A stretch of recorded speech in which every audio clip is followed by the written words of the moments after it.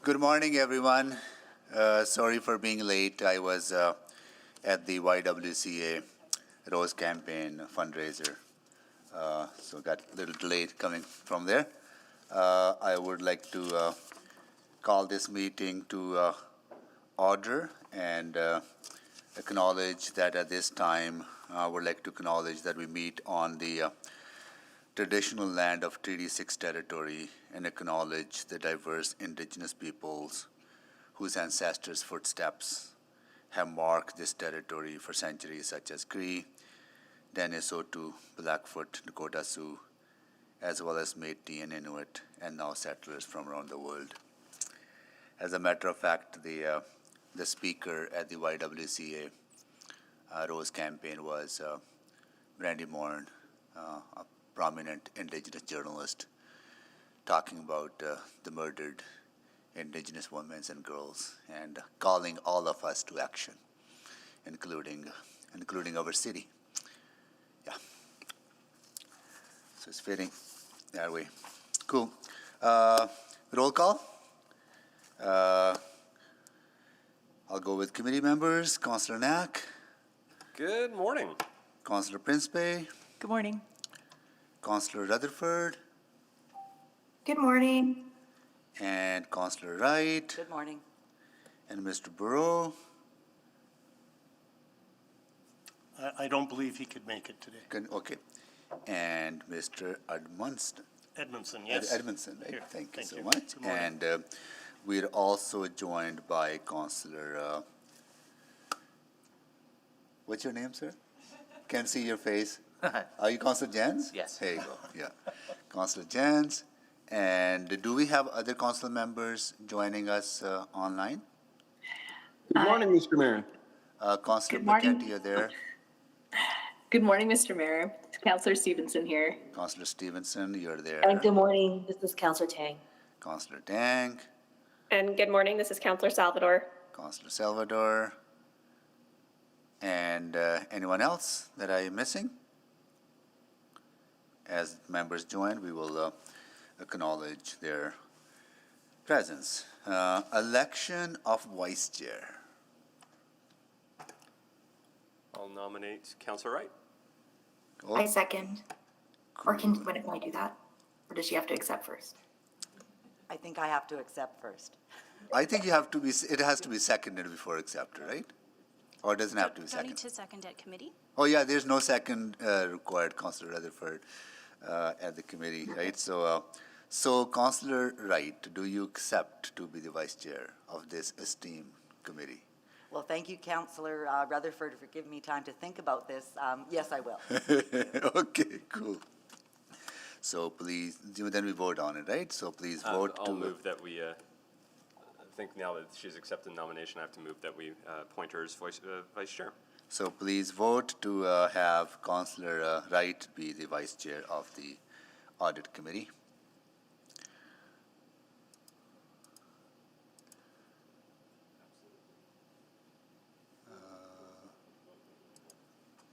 Yes, submit. Just waiting for Mr. Edmondson. Yes? You did? Sorry, I vote yes. I'm having a little technical difficulty. Yeah, just affirm it. Yes, here you go. We have the votes, thank you. Just display the votes, please. That is carried. Good. Adoption of the agenda. Councillor Neck, you want to have that honor? Or Councillor Wright, you want to have that honor? I vote to adopt the agenda with the following recommendations. That the December 3rd, 2021 Audit Committee meeting agenda be adopted with the following changes. Additions of 6.2, KPMG 2021 Audit Planning Report, 6.6, Administration Response, Electrical Services Contract Management Audit, 6.8, Administrative Response, Reserve Funds Governance and Management Review, 6.10, Administrative Response to the Office of the City Auditor, Historic Resource Management Program, 6.12, Administrative Update on the Auditor's Dashboard, and with the replacement report, 6.6, Administration Response Electrical Services Contract Management Audit, Report C00499. And the replacement attachment, 6.5, electrical services contract management audit, attachment 1. Thank you, Councillor Wright. Please vote on the adoption of the agenda with changes.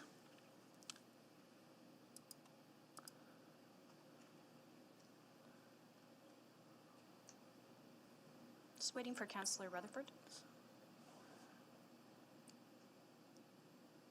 We have the votes. Got the votes. Display the votes, please. That is carried. Approval of the minutes, none. Protocol items, none. Select items for debate. Okay, select items for debate. Who wants to go first? Councillor. There you go. Councillor Knack. Thank you, Mr. Mayor. I'll select items, I guess we're going to do 6.1, that probably makes sense, the orientation. 6.2, 6.3, 6.4, 6.5, along with 6.6, 6.9, along with 6.10, 6.11, and 6.12.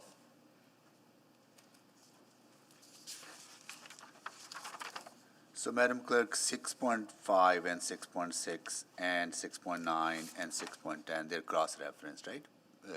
Yes, you can deal with them together if you wish. Okay. Do we need to make a motion to make them cross-reference? Yes. Okay. When would we do that? Let's get through the, okay. So any other, Councillor Rutherford, any other exemptions?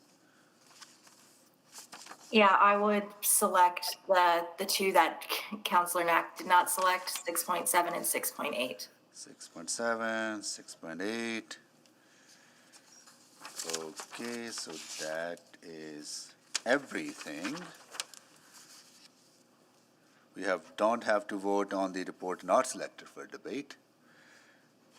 And we do have some requests to speak. Those are on 6.9.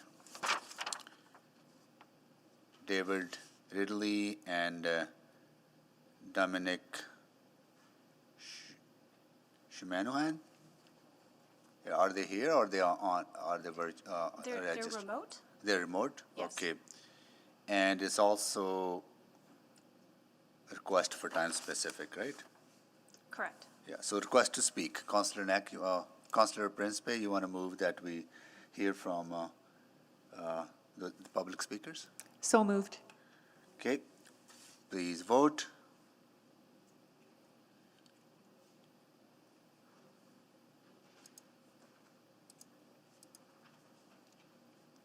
We have the votes. Display the votes, please. That is carried.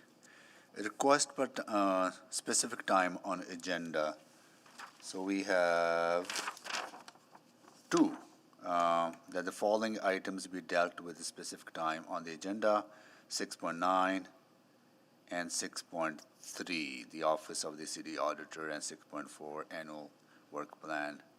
And those are to be dealt together, right? Sorry, just to 6.2 and 6.3, or pardon me, 6.3 and 6.4, there's a request to deal with them as the last item of business. Okay, And then 6.9 is requested to be dealt with at 1:30. and I think then that can be accommodated, right? Yeah, okay, so So moved? So to have those items for time specifics, please vote.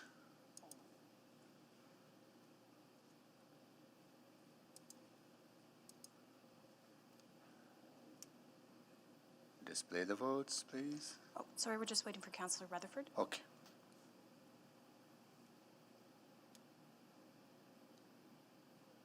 We have the votes. Display the votes, please. That is carried.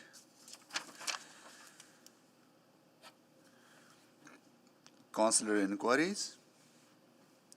See none. Report to be dealt with at a different time. Meeting none. Request for rescheduled reports none.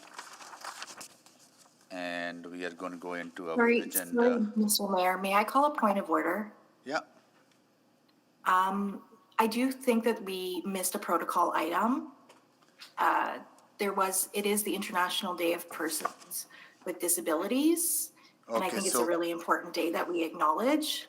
yeah, And I know we, Councillor Tang was on the list for it. I don't know if she wants to speak to it, but if she doesn't want to speak to it, I would request to speak to it. So I just don't want to miss that protocol item. I did call out if there were any protocol items, Councillor Rutherford, so people might have missed then. But what is the process for us to go back, Madam Clerk, to protocol items? We can Just do it? vote to go back? Okay, Yeah. all right. Okay, please vote to go back to the agenda on the protocol items so we can recognize those important days. Please vote. Or somebody had to move it, right? So Councillor Wright, can you move that? So Councillor Wright moved it, and please vote to go back to the agenda.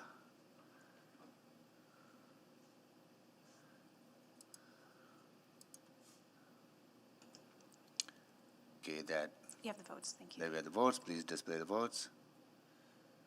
That is carried. So is it Councillor Tang or Councillor Rutherford who is doing the protocol? Councillor Tang? So, yes, I did submit the protocol, but I wasn't sure what the process is or in the committee meeting. Well, today, I submitted it because I think, like Councillor Rutherford said, it is an important day for, the International Day for Persons with Disabilities. And I understand that there has been a proclamation made, and I am looking forward to joining the community and learning more later at an event today. So I'm happy to yield my time to Councillor Rutherford. And thank you for bringing this forward. No problem. So let's make it a joint protocol. Councillor Rutherford, go ahead. Thank you so much, Councillor Tang. As you mentioned, today is International Day of Persons with Disabilities, and I think it's a really important day to listen, learn, and act towards creating a safe and inclusive communities for all, including people that have physical, mental, or emotional disabilities, and making that space inclusive for everyone. The corporate accessibility plan, I think, is a step in the right direction, and I'm looking forward to taking action on those items in that city plan. I'd also like to acknowledge that with this International Day, the theme is on championing for the rights of people with disabilities, especially in the context of COVID-19 and the disproportionate impact on people with disabilities. And so I also want to highlight that as we think about people with disabilities in the context of COVID, both in response and recovery, that we remember that there is a special consideration to give for the disproportionate effects that they've experienced. And with that, I will close. Thank you. Thank you, Councillor Rutherford and Councillor Tang, for that acknowledgement.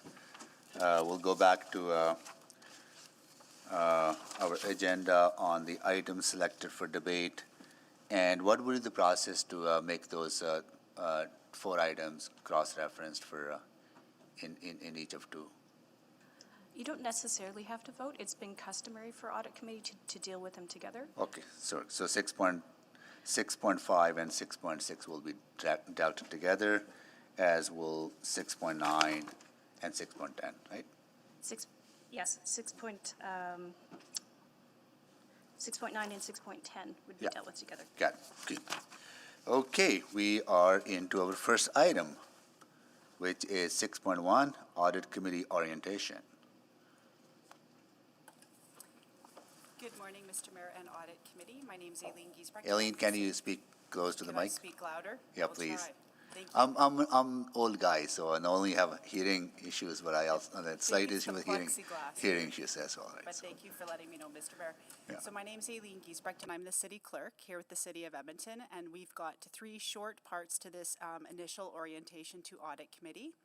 So this is the first part of a two-part orientation that we're looking to do for Audit Committee. So I'm going to do a very quick part, if Richard could just move over to the next slide when he has a second. So I'm going to cover off a really quick part about Audit Committee and then pass it over to the Chief Financial Officer and then over to Ho, the City Auditor. Next slide, Richard, please. So just to remind everybody that Audit Committee is actually set up as a standing committee under its own bylaw 16097. The membership of this committee is a little bit different than some of the other standing committees. There is the mayor as well as 4 councillors, and there are 2 public members that are also appointed by council. One of those public members must hold a professional accounting designation.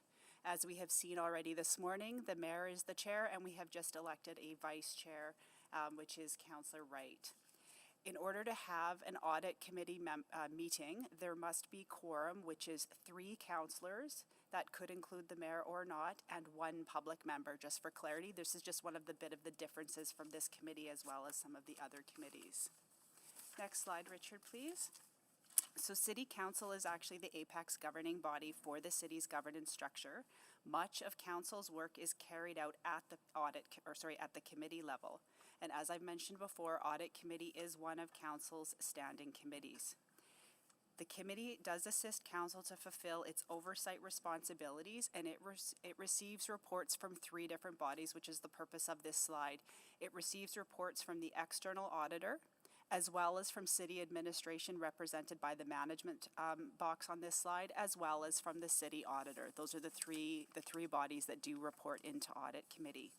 Next slide, please.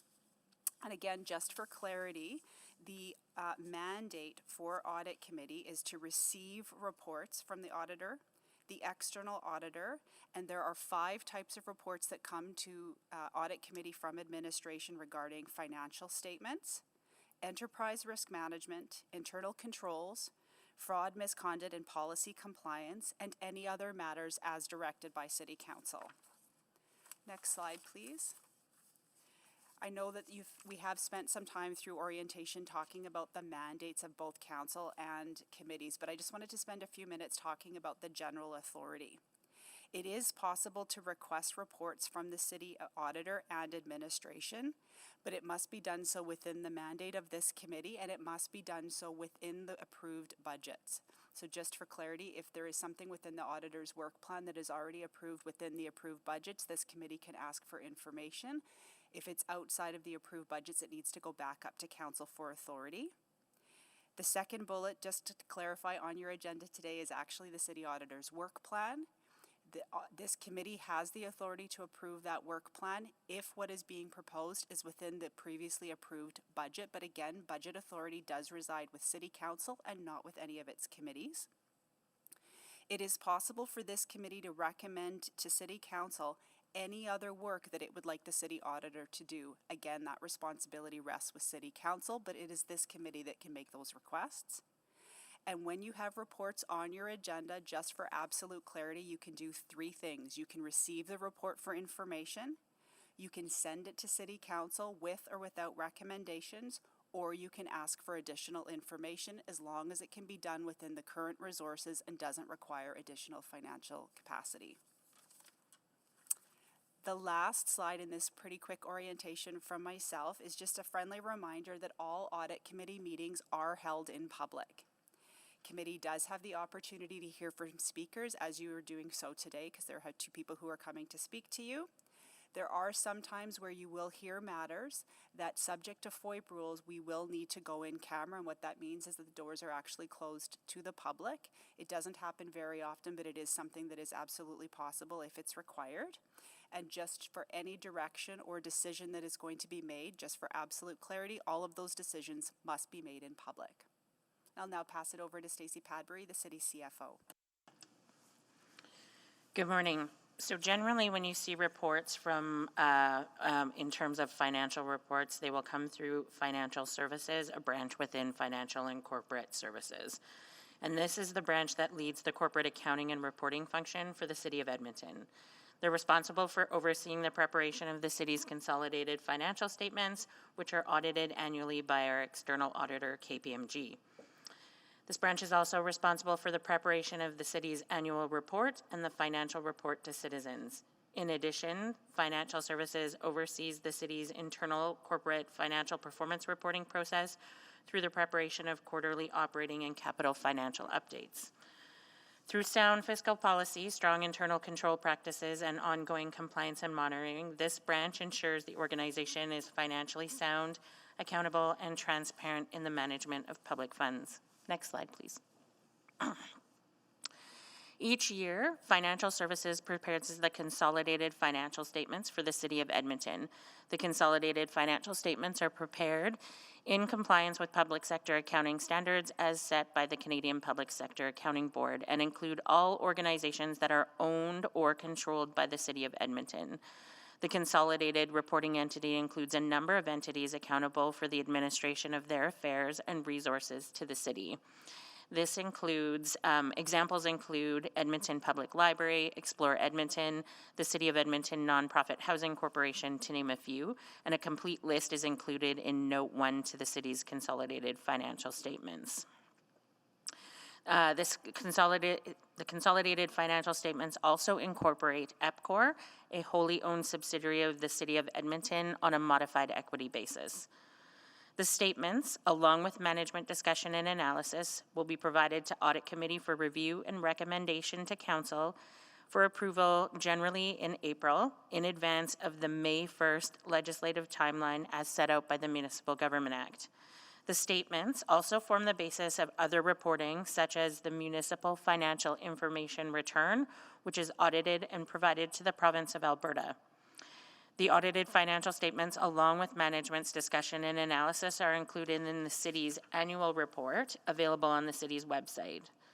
As part of the annual audit, the external auditors may provide observations and recommendations for improvement in an external management letter. That letter, including management responses, is provided to Audit Committee directly from the auditors in June.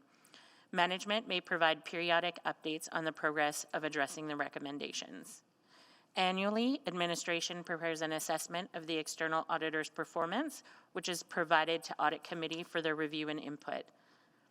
A summary of the non-audit services is provided by the auditor during the year, including the nature of the services, and the fees is also included. The Audit Committee is required to approve any non-audit service requests related to the city's external auditor. The process will be addressed in a later slide in the presentation. Next slide, please. City Council, upon recommendation from the Audit Committee, appointed KPMG as the external auditors for a 5-year term. The lead audit partner for the 5-year term ended 2024. The current lead partner is Robert Borelli. Next slide, please. The external auditors bring forward a number of reports directly to Audit Committee during the year. The cycle starts with the audit planning report in November, which you see on the agenda here today. It outlines the audit plan and staffing and identifies areas of risk and outlines the steps in the audit plan to address these. The auditors also provide a year-end report to Audit Committee in April, outlining their audit results and findings. A representation letter from management and a schedule of errors identified during the audit are all outlined in that report. The formal auditor's report with respect to the consolidated annual financial statements accompanies the financial statements when they come to committee. Annually, the auditors also provide an independence letter which summarizes any work other than audit provided to the organization and confirms their continued audit independence. This is a requirement of professional standards to perform their role.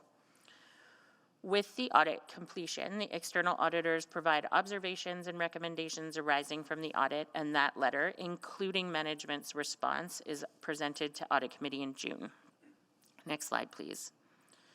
Public confidence in the external audit reports depends on the auditor's unimpaired professional judgment and objectivity, both in fact and appearance.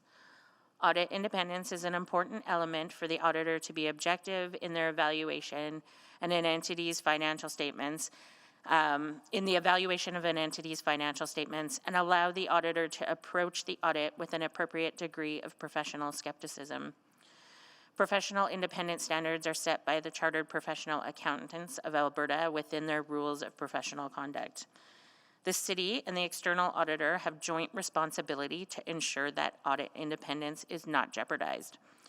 While audit firms are expected to have processes in place to evaluate and document audit independence from their perspective, a review of audit independence is also done from the city's perspective. The external auditor's assessments can be limited since they may not be aware of the city's longer-term expectations for an engagement, which may involve additional phases of work beyond the original scope of work. The city's level of expertise with respect to an area of engagement also may not be clear to the external auditor and could increase the actual reliance being placed on the external auditor acting as a consultant on an engagement, and thereby increasing the risk that a non-audit service provision by an auditor would be closer to a management decision-making function than the original assessment may have indicated. Best practices suggest that the audit committee's role include the review and approval of requests for external auditors to do non-audit work.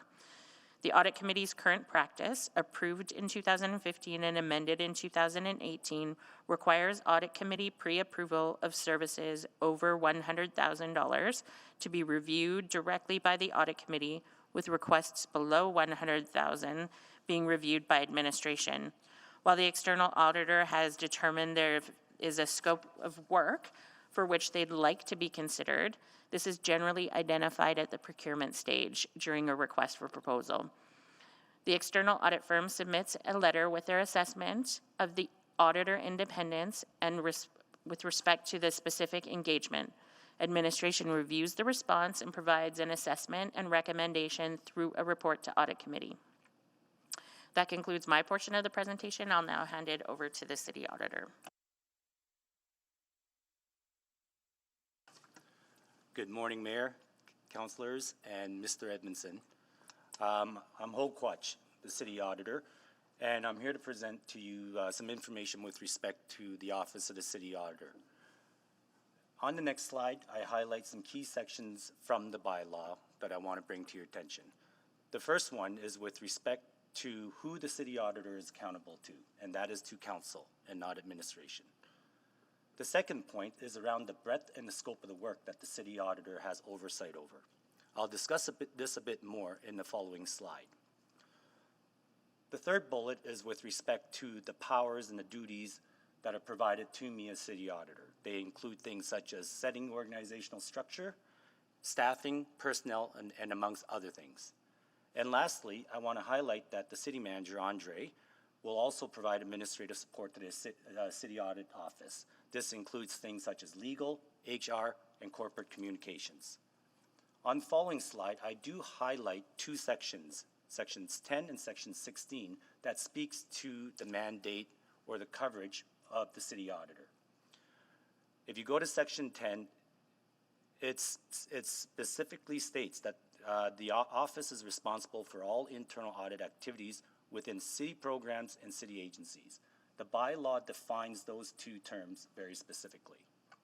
Under section 16, council may instruct the city auditor to conduct a special project involving any programs or civic agencies. Again, programs, civic agencies, and special projects are very clearly defined within the bylaw. Next slide, please.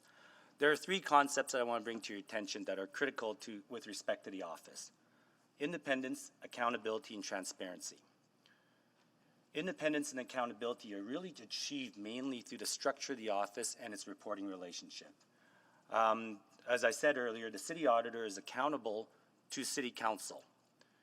It does not report to administration, and this is important because it allows the office to audit administration's programs and services independently and objectively. Next slide, please. And the final thing I want to touch on the last slide is around transparency. A couple of key items with respect to transparency. The first is the office should have full access to information to complete its audits. And the second key point is really our audit reports are publicly available and they are discussed in this public forum, bringing transparency to the process. And that brings me to the end of the presentation.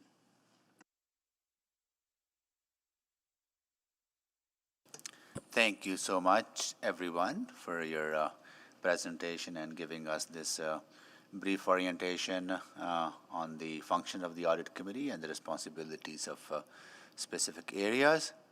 And do committee members have questions on this?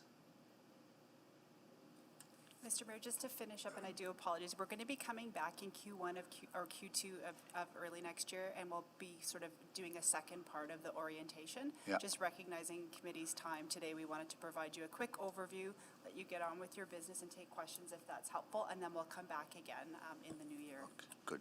So just a quick one on the civic agencies. Does that include like libraries, police? Like what is included under that? Yeah. So the definition of a civic agency in the bylaw includes all agencies, boards, and commissions established by council.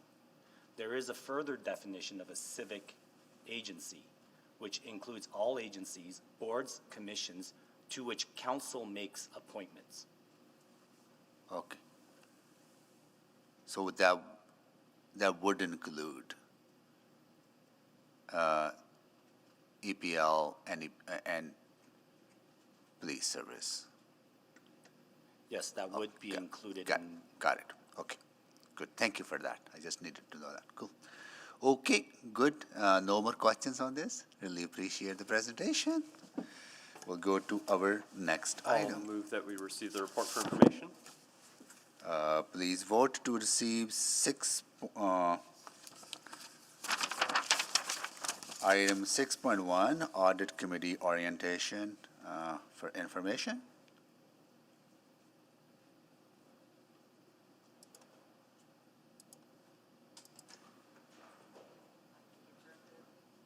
Just waiting for Councillor Wright. We have the votes. Thank you. Got the votes? Please display the votes. That is carried. Thank you for that. Now we go to our second item, which is KPMG 2021 Audit Planning Report. Good morning, and thank you for meeting with us. My name is Robert Brelli, and I'm the managing partner of KPMG's Edmonton office. And I'm here with Caitlin Cox, who's a senior manager in our firm. We are here today to present our audit planning report for the fiscal 2021 fiscal year, which summarizes our approach, scope, and timing of our procedures. We asked the audit committee for guidance as to whether you'd like us to provide a high-level overview of our report, or whether you'd like to go directly to questions.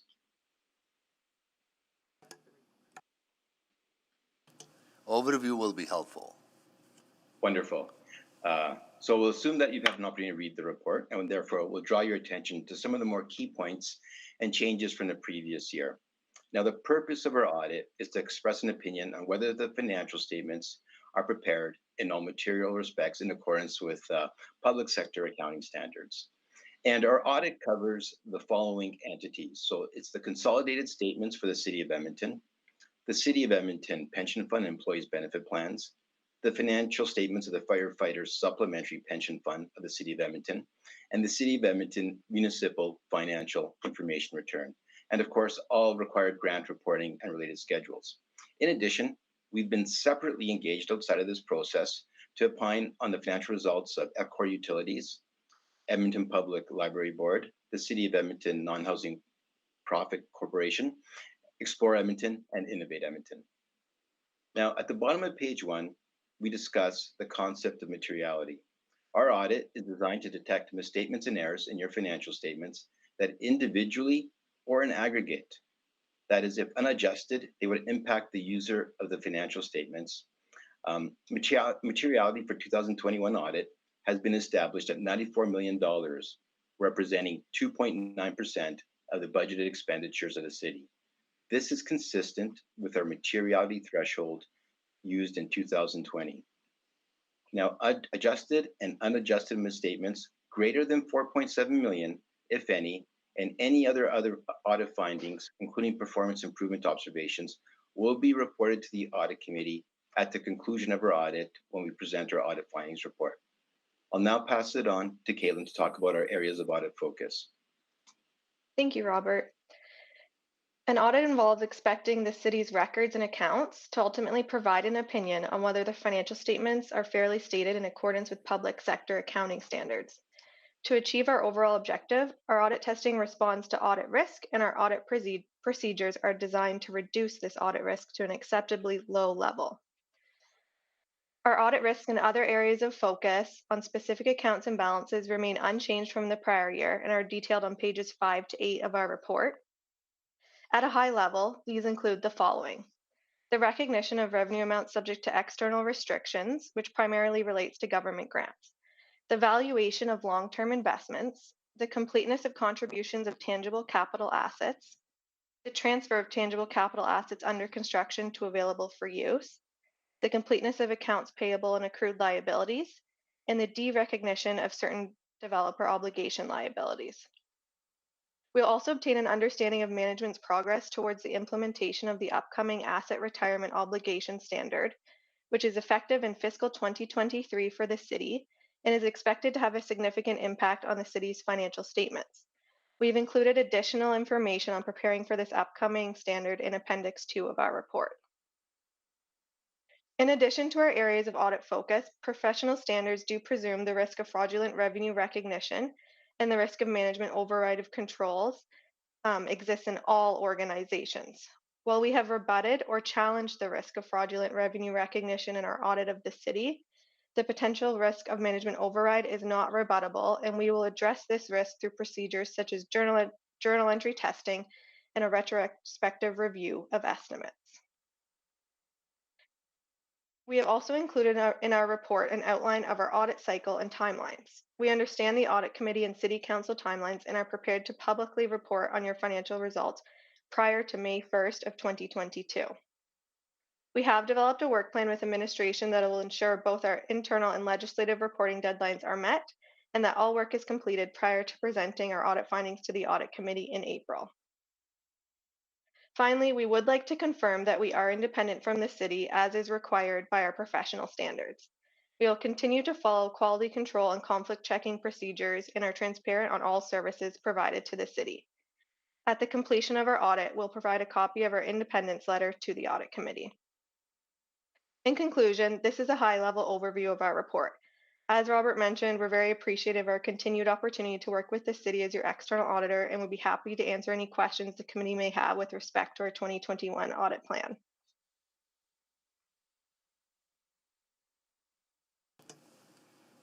Thank you so much for the brief presentation. I'll go to questions from committee members.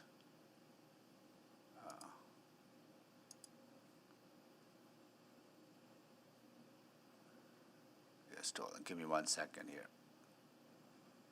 Okay, Councillor Rutherford.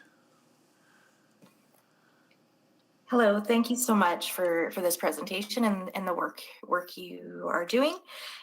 Just a question on there's sort of the standard, the account standards of the City of Edmonton, but then you mentioned sort of some additional audits like Edmonton Public Library, Housing Explore Edmonton, Innovate Edmonton. Are those just for this year specifically as part of this work plan, or is that typically we audit them year over year, and those are standard external ones that we also audit? Those recur every year, and they're standard organizations that we audit, and it's separate from this audit itself. So there's a different team that actually does that work. But it still comes in the same timing, right? Like we would still get it in that kind of April 2022 time period? Yes. Perfect. That was all I needed clarity on. Thank you so much. Thank you, Councillor Rutherford. Any other committee members? Questions to the...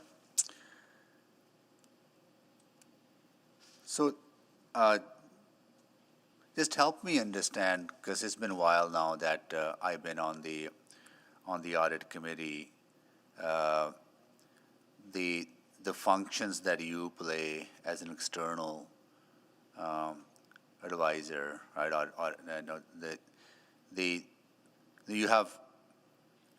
There are areas that you'll focus on in your plan, right? On your annual plan, right? And how is that determined? Is that determined by us, you to focus on those, or like, what is the process? Caitlin, I'll let you walk through that process and I'll supplement it.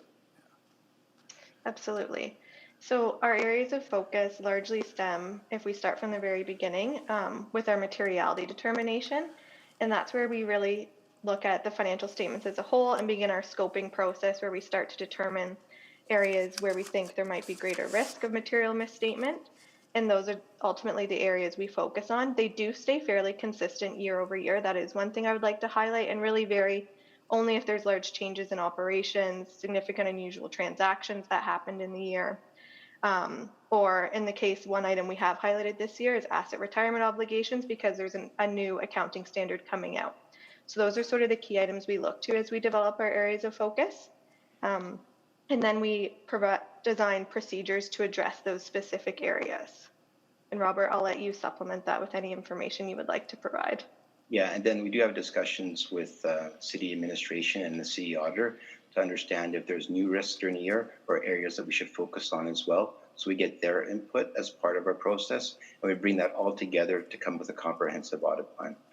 Okay, then with consultation with our folks here, you come up with the kind of list of areas, and do you then prioritize those based on the level of the risk that each of the area might have?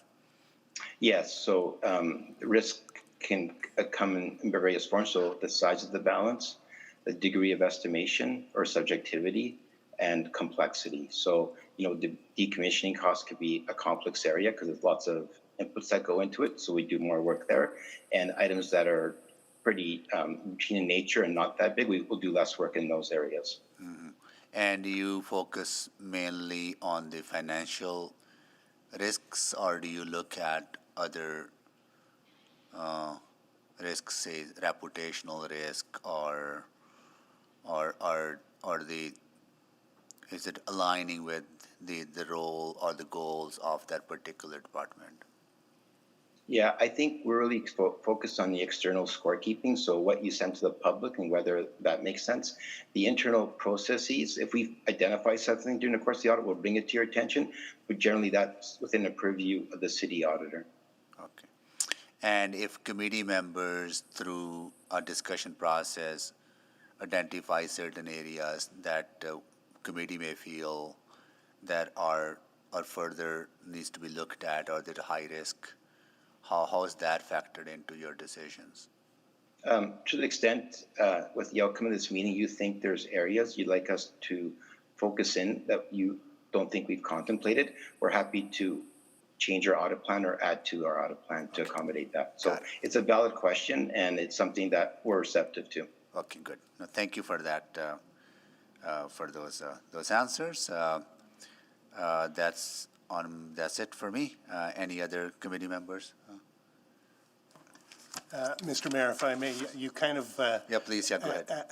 I will be relying a lot on you. No, you asked my question, and that is, what is the process if this committee or council would like to have an addition to the audit plan for the upcoming year? What would the process be?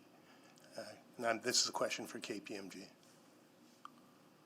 So either during the course of this meeting or subsequent to this meeting, if council feels that there's additional areas of focus that you think take priority that you'd like us to focus on, if you communicate that to us, then we can augment our plan for those items.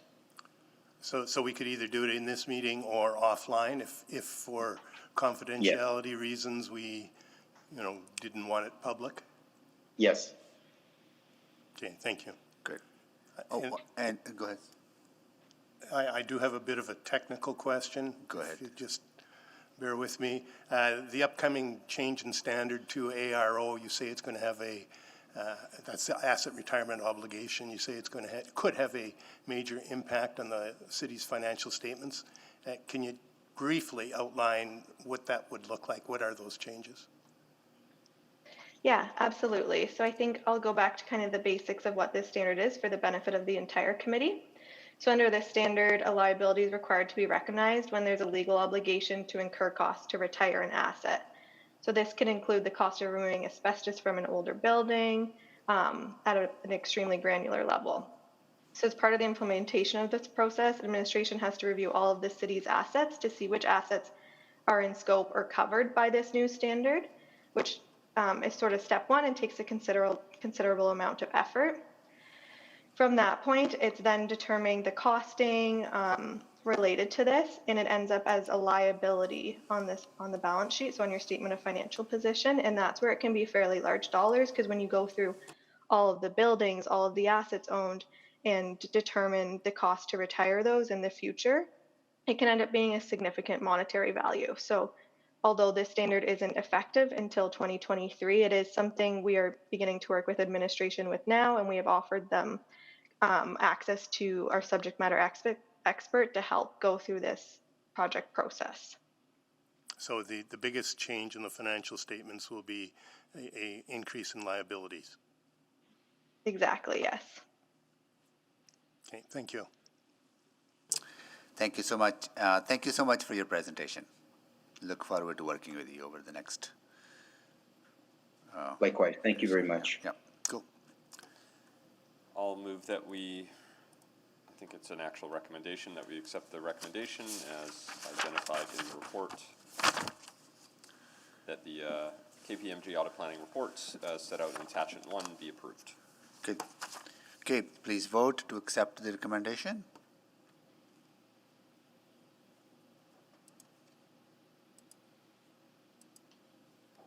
We have the votes. Display the votes, please. That is carried. Okay, we'll go to our next item, 6.3, the Office of the City Auditor's Strategic Plan 2022-2025. Mr. Mayor, a point of order, I think those are the last items of business. Oh yeah, those now. are the 6.3 is the 6.3 and 6.4. So I think we're 6.4, 6.5 next. Last item on the Or business. 6.5, 6.6.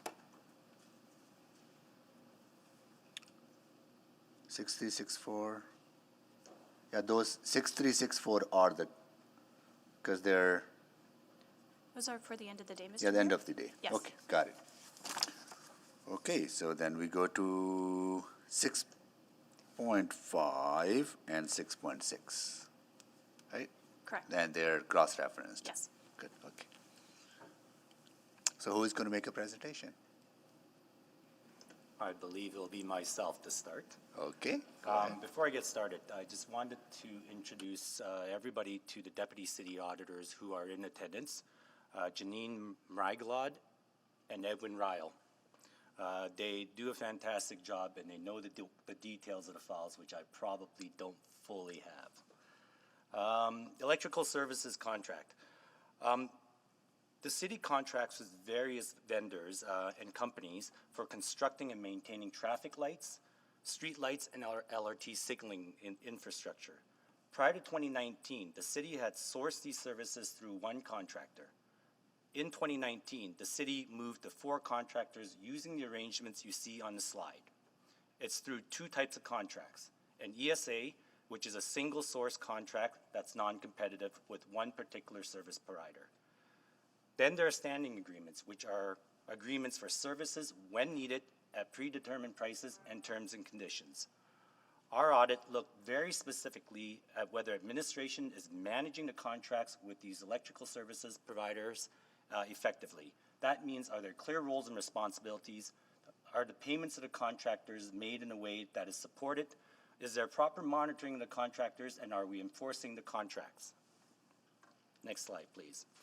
In our audit, we had 4 findings. The first one is with respect to roles and responsibilities. As you can see, the scope of these services are broad, so there are multiple business areas that are engaged with contractors. However, it is not totally clear, for example, who would monitor and enforce these contracts. The second finding is with respect to support for invoices. The contractors did not fully provide the required documentation.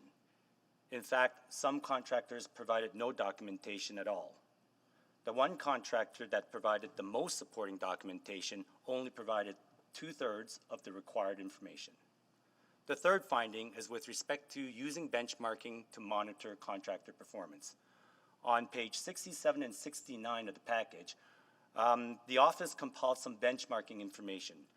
Pricing for labor and equipment is an example, response times, and billing timeliness.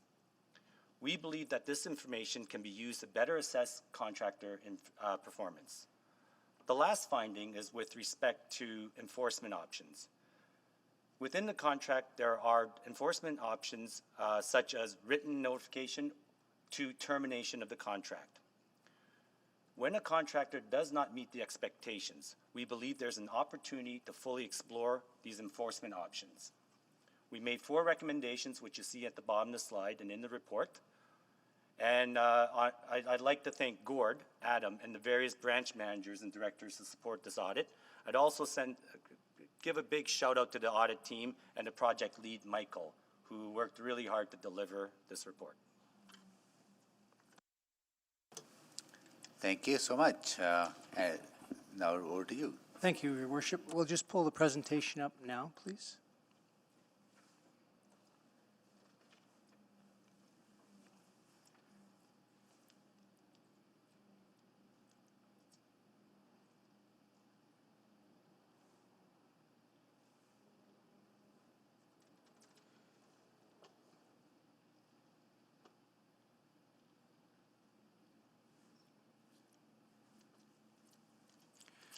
Good morning, Your Worship, members of Audit Committee and members of Council.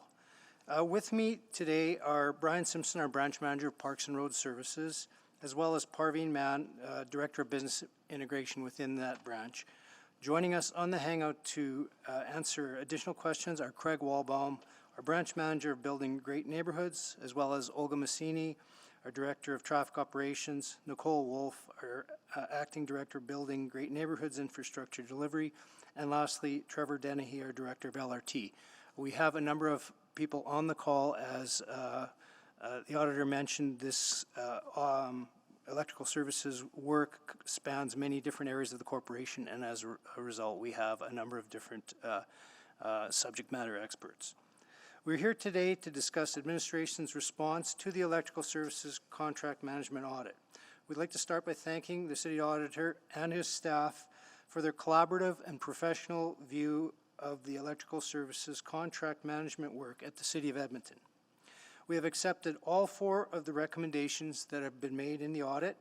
Work was already underway on some of the recommendations prior to and during the audit process. And we've also initiated other work to implement the changes identified in the final report.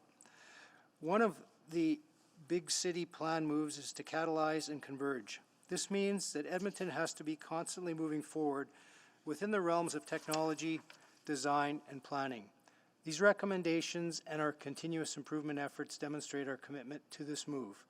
I'll now pass the presentation over to Parveen Mann to provide a brief overview of administration's electrical services contract management history, as well as an update on the status of the audit recommendations, and to highlight some of the key work that is currently underway.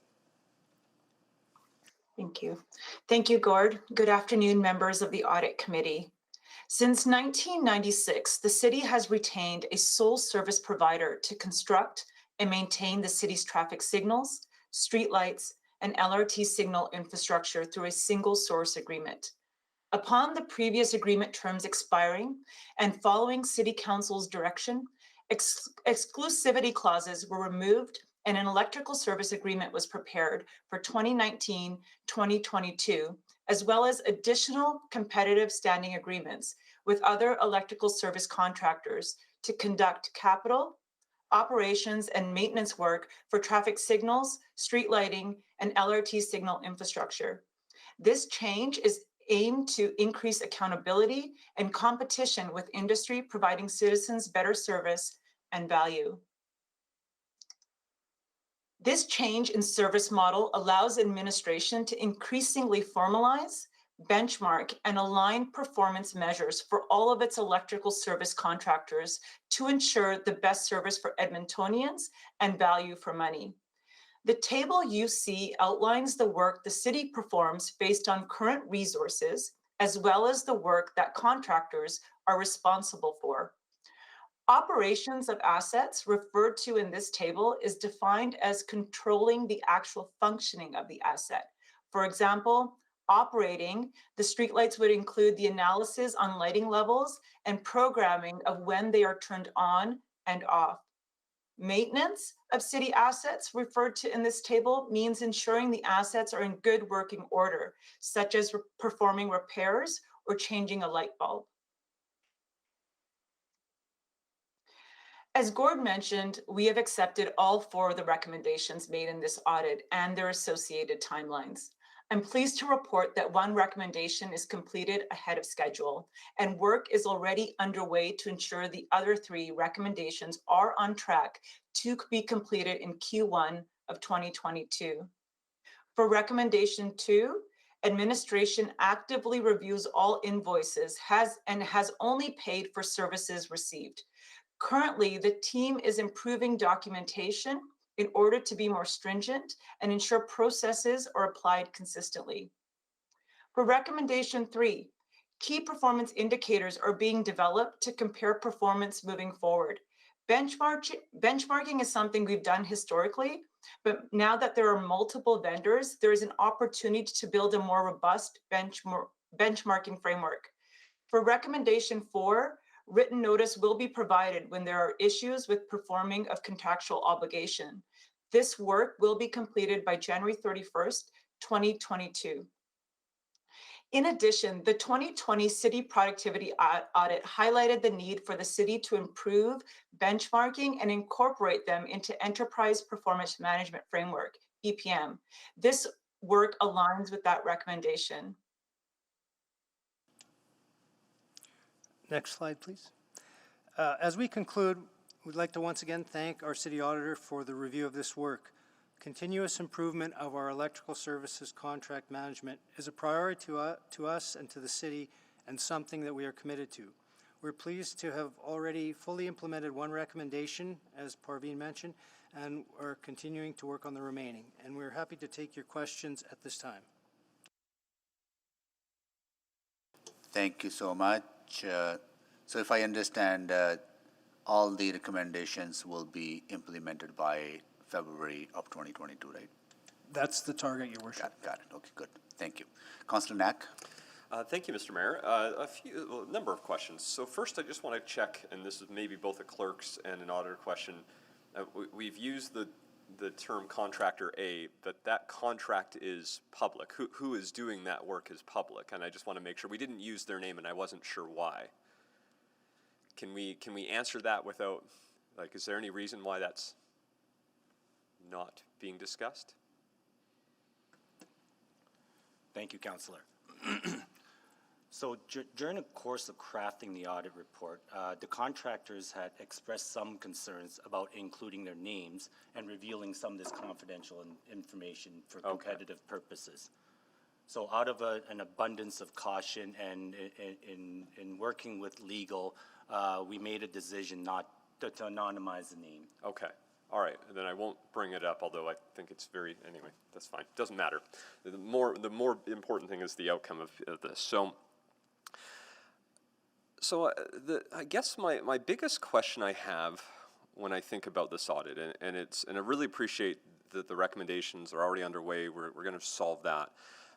Maybe, Mr. Quach, to start with you, is that the one area I've struggled with in this audit is that this will fix a lot of the processes, which is typically our goal. What I didn't get a sense of, and I don't necessarily believe it was part of your scope, but I wanted to double check, is whether the work itself is being done in a timely manner and to what we would expect as a standard. So was any work done around that, around the timeliness of the work being done in the first place? Or is that just out of scope? Thank you, Councillor. The scope of the audit was very specific. We defined value for money to be administration's ability to manage the contracts with the electrical services provider. I will say we did not perform an assessment of the services provided. Okay, that's fair. Well, and so I do think, and you can rule me out of order, Mr. Mayor, but I think that is still valid for us to ask about right now, and so I want to spend a bit of time on that. So Mr. Seberg, and I don't want to list the million examples, but I'm going to give two examples of where I'm not sure these recommendations actually solve a problem that I think is pretty prevalent right now. So, for example, we, on Stony Plain Road, west of 158th Street, lights were installed now more than a year ago that are still not turned on. Likewise, you'll know through my emails with, in the Rosenthal Community League, we have a set of traffic lights that the process began essentially in the beginning of July, and they still won't be on, they'll likely be on by the end of the year, hopefully. Neither of those seem like acceptable timelines, and I think the challenge, particularly with this traffic light piece, is seeing the emails back and forth between the two different parties involved, the city and one of the contractors, is it feels like there's constantly a back and forth of, oh, we're waiting on them. When it's done, we'll get our part. Oh, okay, now we're waiting on us. Okay, now we got to wait on them again. And it feels like this back and forth that I don't see a clear set of, well, I shouldn't even use the word of metrics, but I'm going to use the word of metrics of how we're going to ensure this is being done in a timely way. So does any of this work get us to that point of where we have set standards? So, Councillor, I'll start by saying because there are different bodies of work, both capital and operating, there are different segments of the contract that apply. So, for example, operationally, we will have timelines to repair an out traffic signal. Those are identified. For capital bodies of work, it is a little bit similar to a road project where you'll have a projected timeline and you may or may not have penalties depending on that completion schedule. I think the point that you're referring to is what we are doing is constructing, for example, a traffic signal is infrastructure that the city would own. However, we're dependent on the utility to actually energize it. So that is actually outside of the scope of any of our electrical services agreements. We are dependent on the utility to actually perform the energization.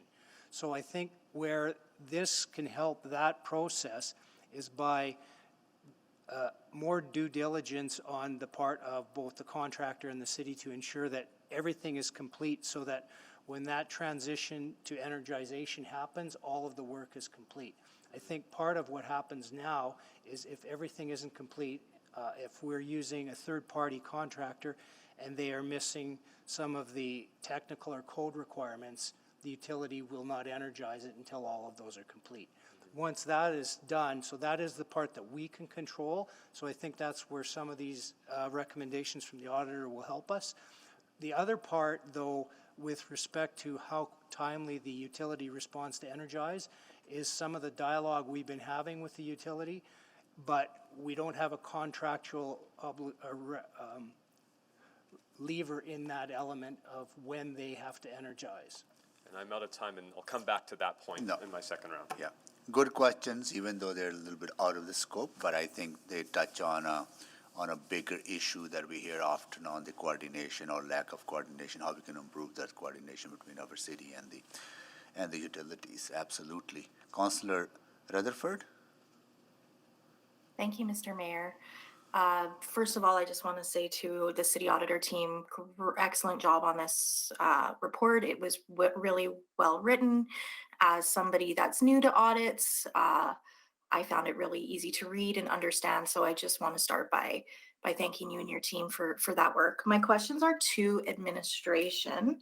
With regards to the recommendation one that's been complete, so can you confirm that you have done that matrix that was recommended in the report, and who is ultimately now accountable for holding the electric contracts to account for meeting their contractual obligations? So, Councillor, I'm going to provide a bit of the higher overview, and then I'm going to ask Parveen to provide some of the details in terms of the different elements. But with respect to each recommendation, before we can deem it complete, we do review the work that's been done with the auditor, so the auditor's office will actually validate whether the recommendation is completed or not based on the recommendation's content they will either say that we have more work to do or that it has been completed. So in this particular case, we have completed the work and had the auditor's office review that. So I'll just ask Parveen to speak to some of the elements of the matrix and identification of responsibilities. Thank you, Gord. For the electrical service agreement, we have created a new department level strategy section that manages all contracts. So they will now be the contract manager and hold that, that contract across the board, so with all the different stakeholders. For the standing arrangement, because Parks and Roads is the primary user of that contract, we will be the contract managers for that portion, and all performance management will be within Parks and Roads. Okay, so even with the capital, like I know it is complex, like as I'm reading it, I'm thinking about administration and, you know, you've got building great neighborhoods, which is capital, and then you've got the operational side. And so I can see how some of these challenges emerged, right? So I just wanted to find out. So even though it's what I'm hearing is operations is basically going to be the holder of the overall contract, regardless of the type of work it is. Is that understanding correct? Yeah, and so we've scheduled stakeholder meetings internally, and we will do a contract review. And so we have more of a rigorous set of guidelines to follow going forward. Perfect. And I want to piggyback off of, because I had a question about something as well, similar to Councillor Knack. In the report, it talks about the standards for response times. And yes, there's again some layers of complexity in terms of depending on the category of what kind of response it is. But it does say in the report 60 minutes to 7 days, with one category being a maximum response time of 90 days. But it looks like the auditor found that the numbers for most contractors were well over the acceptable contract amount. So I just was wondering again from administration, how are we rectifying that? And you know, I remember Gord said that there was sort of, it's harder to have a lever, but if this is in the contract as a standard, doesn't that create the lever for it? So I just wanted some clarity on that. So, Councillor, great questions, and I'll try and explain. So the piece that we don't have a lever on is, for example, on a new signal that doesn't have power yet, and we're dependent on the utility to provide the power. But these other elements, for example, response time to replace a damaged traffic signal or those types of things, those are all covered within the scope of the agreement.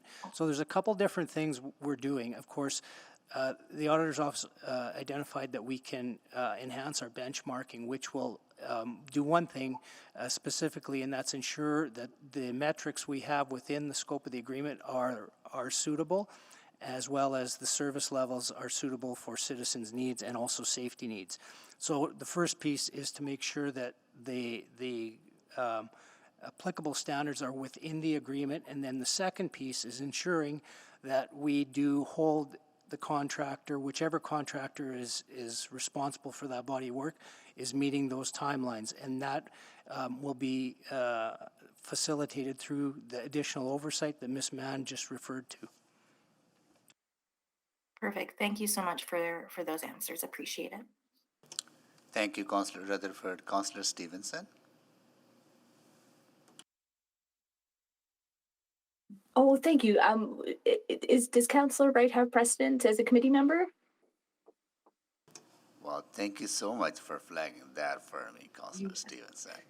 Councillor Wright, you are right. You are next. Thank you very much, Councillor Stevenson. Those special powers of yours, hey? Yes. So my question is in regards to recommendation number 2, the supporting documentation. I see that it's not going to be fully implemented until February 2022. What's in process now as far as beginning implementation of that documentation, and what are some of the challenges that you face? Is it related to the contracts themselves not requiring or specifically indicating documentation is required? Is it the payment system? So, Councillor, I'll start and ask Parveen to jump in, but there are processes in place and elements within the agreement that do require specific pieces of documentation to support, in particular, any sign-off of any invoices. So there are elements that are already there. I think the audit identified some opportunities to make sure that those are stronger, because over the course of time, we have found situations where we have received invoices that were not accurate at all, and we were able to catch them. I think what we're trying to do now is make sure that we have a very strong process so nothing can slip through, because we are trying, but there's opportunity to have a stronger process to ensure that nothing does get by us. And I'll just ask Parveen to jump in and provide a little more detail in terms of what we're actually doing for improvements. Thank you. Right. As far as improvements goes, there's a few amendments that we're looking at within the contract itself. We have a traffic control system that helps us validate that the work was actually completed. And that was what we were using as a supplement to validate the work, and therefore creating extra erroneous work for some of our contractors, knowing that they are going through that process as well. So we will tweak the amendment to ensure that the compliance is there. Additionally, we want to make it clear that there is a outstanding balance that the city has not paid whenever there is a situation of non-compliance. So that is really important, and we're working with our contractors to ensure all the backup is received prior to payment, and going forward, working with them in a more timely manner and following up in formal written notice for non-compliance. So those are some of the procedures we're working through. Okay, thank you. And what is that value? 6.5 million. And is that then, because we haven't paid out those invoices yet, is that attributed then, will that be attributed to this fiscal year 2021, or will that be something that we'll need to account for in 2022? So the invoices have been accrued and are within the financial system. And so once we receive the backup, we will then go through the accounting practice of reversing any unpaid or withdrawn invoices. An adjustment will be made. For 2021? Yeah. Okay, thank you. Yeah. Thank you, Councillor Wright. Now I go to Councillor Stevenson. Thank you. Just a very quick question on my end. I noted the report mentioned that the electrical service agreement would be expiring in 2023 and that it would not be renewed. Just wondering if there was any reason why we're waiting for that expiration to happen, or if there's any opportunity to end that contract sooner if it's not meeting our needs. So, Councillor, the process to end the contract is already commenced. We haven't actually stated that we're going to wait till the end. That's when the contract expires. But there are bodies of work that will phase out over that period of time, but that will be when the contract officially ends. For example, there will be bodies of work that would continue on in the capital piece and are dependent on completion of larger projects. And perhaps I'll just have Mr. Walbaum speak to that, what that looks like. Yeah, thanks, Gord. I can do that. So that's right. The majority and all new projects moving forward will be done through a normal tender process or using the standing agreements. And this is just seeing out work that's already started and the completion of that work, just for clarity. Great. Thanks very much for that clarification. Those are all my questions. So beyond 2022, everything will be through a proper tender, not through a sole source, right? Sorry, can you just... So beyond 2022, if I understand, the electrical services agreement expires in 2022, and that was a sole source agreement. Correct. But moving forward, it'll be through a competitive bid. Everything, all of the work would be through competitive tender then. Okay, and within that, I see on the competitive list, contractor A is part of that, 4 contractors as well, right? So All 4 contractors can be part of it. got it, cool. Okay, thank you for that, and I will, we have a second round of questions for which we don't need, we don't move second round, right? So it's a committee. So Councillor Knack, you go ahead. Thank you, Mr. Mayor. And so, so with that in mind, I guess that leads me to my final set of questions, or we'll see if it's final or not. If our major issue right now is that connection to power, that is what is causing us, well, frankly, the inability to have any type of standard or timeline in place. Can that be built into the future work? Can that be a requirement? Because I think, I guess I want to start by asking the question, is it acceptable to wait more than a year for streetlights to be turned on from the city's perspective? I don't think so. I don't think that's what we want to strive for. But I don't actually know what we do want to strive for. So do we have the ability and capacity to build that into a future contract? So I'm going to ask support from our law team to provide us with that, because I think that goes beyond, that enters into things like the franchise agreement. Okay. Good morning, Councillor Knack. Michelle Bond here from Legal Services. Certainly we can build in any parameters to a franchise agreement that we like in terms of coming up with specific timelines like what you're describing, but there's some consideration as well as to what's attainable from the utility side of things. So it's more than just putting a term into a franchise agreement and enforcing that. There's, on the utility side of things, ensuring that that's sort of a financially viable and attainable solution as well. So I want to make sure I make sure we don't lose this conversation, but I think this might not be fully relevant within the audit, but do we have a plan to talk about this? Is there a venue, probably utility committee, to have this conversation? So possibly at utility committee, I would need to get a little bit more details before I could say that's the venue. I know we have been having direct conversation with the utility provider to see if there's opportunity, and again, some of the things that we can help that process is to make sure that the infrastructure is fully completed when it's turned over for energization. But they do have a role in that. So I think we have been working with them on a relationship basis, but I think there may be a discussion at utility committee, but we would need to take that away and see if that would be the best venue to have that conversation. Okay. All right, then, yeah, maybe we can do that, because I guess why I want to ask these questions here, I worry about, the purpose of this audit is a value for money audit, and it uncovered recommendations that we need to fulfill on, and I've heard that those are being worked on and that will accomplish that, but I don't actually know if by fulfilling all 4 recommendations that we actually are truly getting value for money in this area.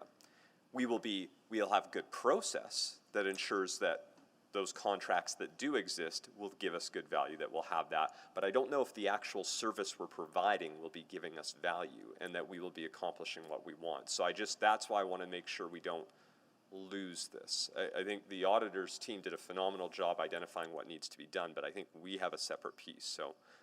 So maybe we can follow up offline and talk through that and figure out what might be needed to make sure we have a formal council conversation about this, or utility conversation. Definitely, Councillor, we can follow up and put a plan together for that. Thank you. Those will be my questions. No, absolutely, Councillor Knack. I think you are flagging absolutely a service standard gap that, and also like public doesn't care whether you're dealing with which utility or CU, right? They want their light fixed and they're energized in this case, right? And that's fully understandable. Yeah, so having a better understanding of that and how we can improve that will be helpful. So look forward to that conversation actually at utility committee sometime.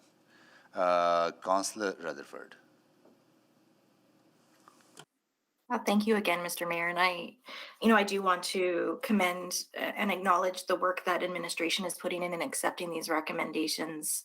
I do have a few questions just in terms of, one thing that also really flagged for me is the price difference and how, for example, the price to supply and install a residential lighting controller can vary by $4,700 between, contractor, one A, B, C, or D. And there was a lot of price variation, and it seemed like we didn't have a system for how we were assigning that work. So, I think over time, those can really add up. And so I just wanted to hear from administration how you will be addressing that specific. I know you mentioned benchmarking, but if you could just go into a little bit more detail on that and how you'll be addressing that or even prioritizing. Will they have a standard cost across all contractors? Like, I just want to get a sense of what that benchmarking looks like. Councillor, I'll start again and then pass it over to some of these subject matter experts. But for the first thing that is really key for us is moving away from a sole source to open tender process, because that generates competitive pricing, which was something we didn't necessarily have in the past. So that is certainly the first step. There are elements within the work we do and pieces of equipment and materials that are common, that are very easy to identify in terms of a standard pricing. There are other elements that have a larger degree of complexity in construction. So, for example, a signal at one intersection may have a significantly different cost than at another location for a number of factors that are dependent on the site specifically. So where applicable, certainly a standard unit price will be applied, but we will still need to go to the competitive model for some of the more complex work. So I'm just going to ask Mr. Wallman again, because he's got a bit of background on what that competitive model looks like. Yeah, thanks, Gordon, and Councillor Rutherford, thanks for the question. I think Gord really set the right context to this around going to a competitive model, and similar to traffic signal, streetlights are the same. The classification of your road and the systems you need and the equipment and labor to deliver that vary project to project. It really is project dependent. There are baselines that are similar. And so to Gord's point too, really we're going to look for those optimization and that competitiveness between contractors through that open tender process and through defining the design specifically and the requirements. And then we can see project by project how they compete directly with each other. And over time, we will see that value come out through that process at its core, and essentially, if that helps or if that answers your question. Yes, it does. Thank you so much. My last question is around, again, I just wanted to get a sense, because there is a standard that, invoices should be received after the work is completed. And I know definitely with contractor A and the sole source, that clearly isn't happening. But I also read in that report that, for example, contractor D was not putting the dates the work was completed. So there's even no way to assess what that standard was and upheld. So I have two kind of questions that come out of that finding that I wanted to address to administration. One, how does this affect our year-over-year budgeting process in terms of, if we're not getting contracts to 175 days out from work, it essentially means that Q4 of any given year, are we getting charged in the following year for that work? And then second, how are we again addressing that piece and making sure that there is that accountability mechanism in place? Again, I know you've accepted the recommendations, but just some detail on how we're going about that would be great. Sure. I'll ask Parveen to provide some details on that. Thank you. So the work is fundamentally issued and authorized by the city, and that is our mechanism for knowing, what work has been issued. And so we have an idea of what we've assigned to the various quadrants and contractors. Based on that, we can provide estimates and we do accruals. So that is how our budgeting process works. And just to the last question on, are we rectifying, making sure that the dates of all work and those kind of things are standard now on all invoices? Yes, and so that is a part of our improvement process, in addition to the amendments that if we can validate it through our traffic control system, maybe that information is not required because we are automating that work. So when we issue the work, the contractor then can automatically say done, and now we've made that connection. So that is a work in process in the background. That sounds great. Sounds like a great system. Thank you so much. Thank you, Councillor Rutherford, and thank you to everyone for your presentation and answering these questions. I know the sense I get from this conversation is there's a commitment to continuous improvement, and also the tone of collaboration is really comes across strong in this, so which is pretty good. So thank you for all the work you're doing. Cool. Who would like to move the report? So moved. So that was Councillor Rutherford? Okay. Yes. Good. So please vote.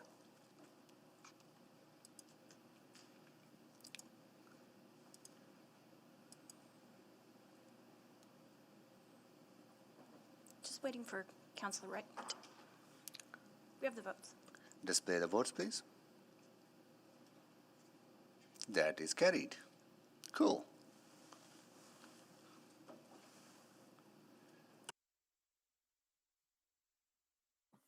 Do we have to vote? So can I ask a point of order question to the city clerk? Go ahead, A Councillor close-up Rutherford. question? Do we, because they were together, was that vote for both reports, or do we have to vote for them separately? It is for both votes. You could do them separately, but because you dealt with them together in their information items, they can be one vote. Yeah. Typically, if they were for decision, we would want to separate them out, but because they're for information, they can be dealt with together. Okay, that makes sense. Thank you so much. I just wanted to see if I needed to do another motion or not. Thank you. Thanks, Councillor Rutherford. Okay, so that is 6.5, 6.6. Now we go to 6.7, Reserve Funds Governance and Management Review. Would you like to do 6.7 and 6.8 together? Like, we did not cross-reference them, right? You can deal with them together if you wish. Okay, we will do, we absolutely will deal them together. And that's the report from the auditor and the administration's response to it. Go ahead. Thank you, Your Worship. Just a bit of background on reserve funds. Reserve funds are really just accumulated surplus amounts that are restricted for specific needs. So, louder? All right, my apologies. So, for example, there's a fleet vehicle replacement fund. For that specific funds, you can only use the monies to replace aging fleet assets. So the objective of the audit was twofold. First, to look at the governance over the funds, and the second is whether the funds are used as intended per the guidelines. Next slide, please. So as an auditor, we strive to be balanced in our reporting. So the first two bullets you see speak to some of the good practices that we observed. The first one is that there's an effective governance framework in place, meaning defined roles and responsibilities. There's a triennial fund review, and lastly, the governance documents exist at finance and within the operational areas. The second thing that I want to highlight is that administration does a good job of assessing the sufficiency of the funds or the sustainability of the funds. This includes regular forecasting, sensitivity analysis, and monthly reviews. I should also note that most of the expenses that we tested aligned with the purpose of the funds. With respect to the finding that we highlighted, although the governing documents do exist, a few of them don't have clarity on what is allowable and not allowable. I will refer you to page 93, which I think is a lovely chart. On the left-hand side, that chart highlights the 18 funds that had very clear guidance. And as you can see, with that bucket, the expenses were mostly and clearly aligned with the allowable uses of the funds. On the right-hand side, we had 15 funds in which we tested, where the description of what's allowable and not were not absolutely clear. In this instance, it required our team to gather additional information and apply our own judgment to determine whether those expenses align with the purpose of the program. And I want to say that, in our judgment, those funds were spent and were aligned with the objective of the funds. Irrespective, we believe further clarification in the guidance documents will bring consistency in the use of the funds and better alignment with the purpose of the funds. So we made one recommendation, which is to update those guiding documents to provide clarity. I want to thank Stacy, Jennifer in Financial Services Branch, and also there were a whole bunch of operational area managers that oversee the funds that were part of the audit. And lastly, thanks to the audit team, there were quite a few samples that we tested, and a lot of the auditors got involved. So thank you to them. Thank you. Over to you, over to the administration. So I don't have a presentation today, just some remarks. Administration accepts the Office of the City Auditor recommendation to update our governing document to promote the consistent administration and use of reserve funds. Administration agrees with the finding and in response is updating City Policy C-217D, Reserve and Equity Accounts through the 2021 Reserves Review, which is a financial and corporate services report being presented to City Council on Monday, December 6th, 2021. The updates create a cohesive framework of connected guidance that will provide visibility to the overall governance for all city reserves and enhance transparency for the business areas. The amended policy will provide for increased clarity around governance, accountability, administration, monitoring, and reporting for all city reserves and equity accounts. In addition to specific reserve policies that already exist, the significant changes are as follows.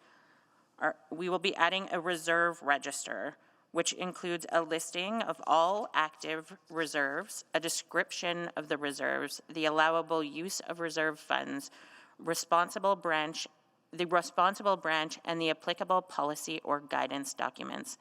The reserve register will be posted online alongside the policy and provide access to those who manage the reserve funds within administration. We're also including the requirement, so we're also explicitly including in the policy documents the requirement that all expenditures funded by reserves must align with the city administration bylaw and the expenditure authority framework. And you will see that we're removing the financial stabilization reserve from the policy statement in the general reserve policy and instead placing it in its own city policy, which will now be City C-629, the Financial Stabilization Reserve. And this was done based on work mapping out the proposed reserve policy structure. And with that, I'm happy to take any questions. Thank you so much. Going to questions, just waiting for the list to appear. In the meantime, just to understand the few of the reserve funds that didn't have clear guidance on allowable use, the money was still used appropriately, just a matter of having the clear guidelines, right? Yes, the funds that, in our opinion, we made the decisions that they were aligned with the objective of the funds. The role of the fund. There were a small subset that didn't align, but that was mostly attributed to misinterpretation of what's allowed and what's not allowed in the fund as well. Got it. Thank you, Cool. Mayor. Good. All right, on to questions. Councillor Rutherford? Thank you so much. I pulled this item for debate, and I did it for two reasons. And first of all, thank you, Ms. Padbury, for your answers, because you answered some of the questions that I already had, just in terms of the process of getting that policy reviewed, and does it have to be council-led or administration-driven? So thank you for that. I think the other reason I wanted to pull this was just to, again, highlight a good news story, because I think that often, there's a lot of critiques, and the fact that this audit report really found that there's a strong financial stewardship of the reserve funds is something that I think is really important to highlight and to state publicly in a forum like this as well. So I don't really have a question other than just a statement of thanks for that and the recognition that there is good stewardship. Now, thank you for recognizing that, Councillor Rutherford. It's very important for us to acknowledge the good work that is happening. Good. Thank you for that. Councillor Wright. Thank you very much. I guess, Mayor, so he's kind of already answered this. I just wanted to get the few that did not align, sort of what's the dollar value and percentage of total ones that you looked at? Absolutely. And this is where I bring in Ms. Janine Maraglod, who's going to provide the details to committee.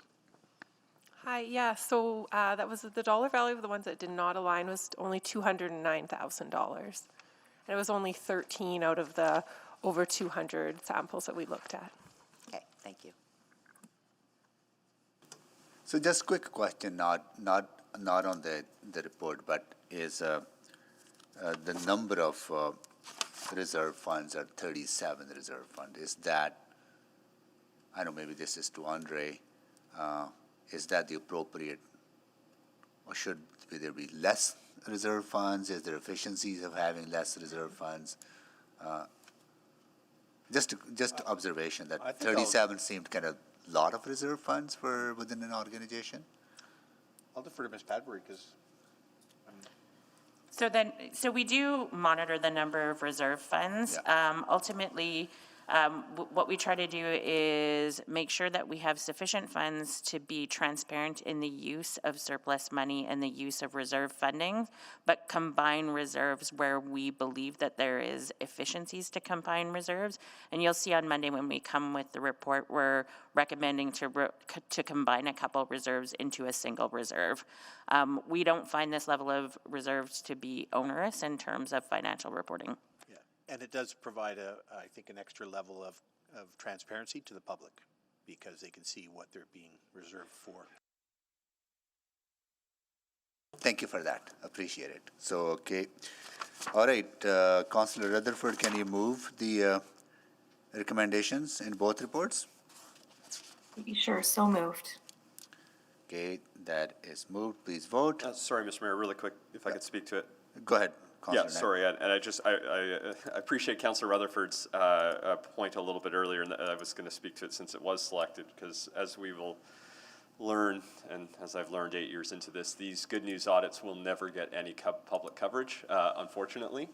But I do, it is important to highlight it, so I'm actually glad, thank you, Councillor Rutherford, for selecting it, even if there won't be a media story written tomorrow about how good the management of this has been done. It is good to highlight from time to time. So I got into the lazy habit of sometimes not selecting the audits, which really didn't have any major issues, but I think it is good to get into the habit of selecting them, even if it only takes us 5 minutes to get through. Maybe, just maybe, someday the media listening will do a story on all the good audits that actually come to audit committee on a fairly regular basis throughout the year. Good. No, that's very important point, Councillor Knack. Media may not do a story, but I think there are a lot of people in our organization who are listening to us and paying attention to our appreciation for the work they're doing. I think that goes a long way as well, right? So, yeah, good. Thank you, Councillor Rutherford, for exempting this and having that opportunity for us to acknowledge good work that is being done. Good. Thank you. Okay, vote, please.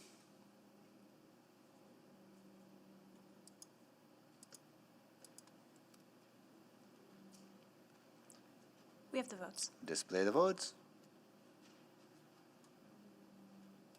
That is carried. Okay, right, good, getting through this. 6.6 is done, 6.8 is done.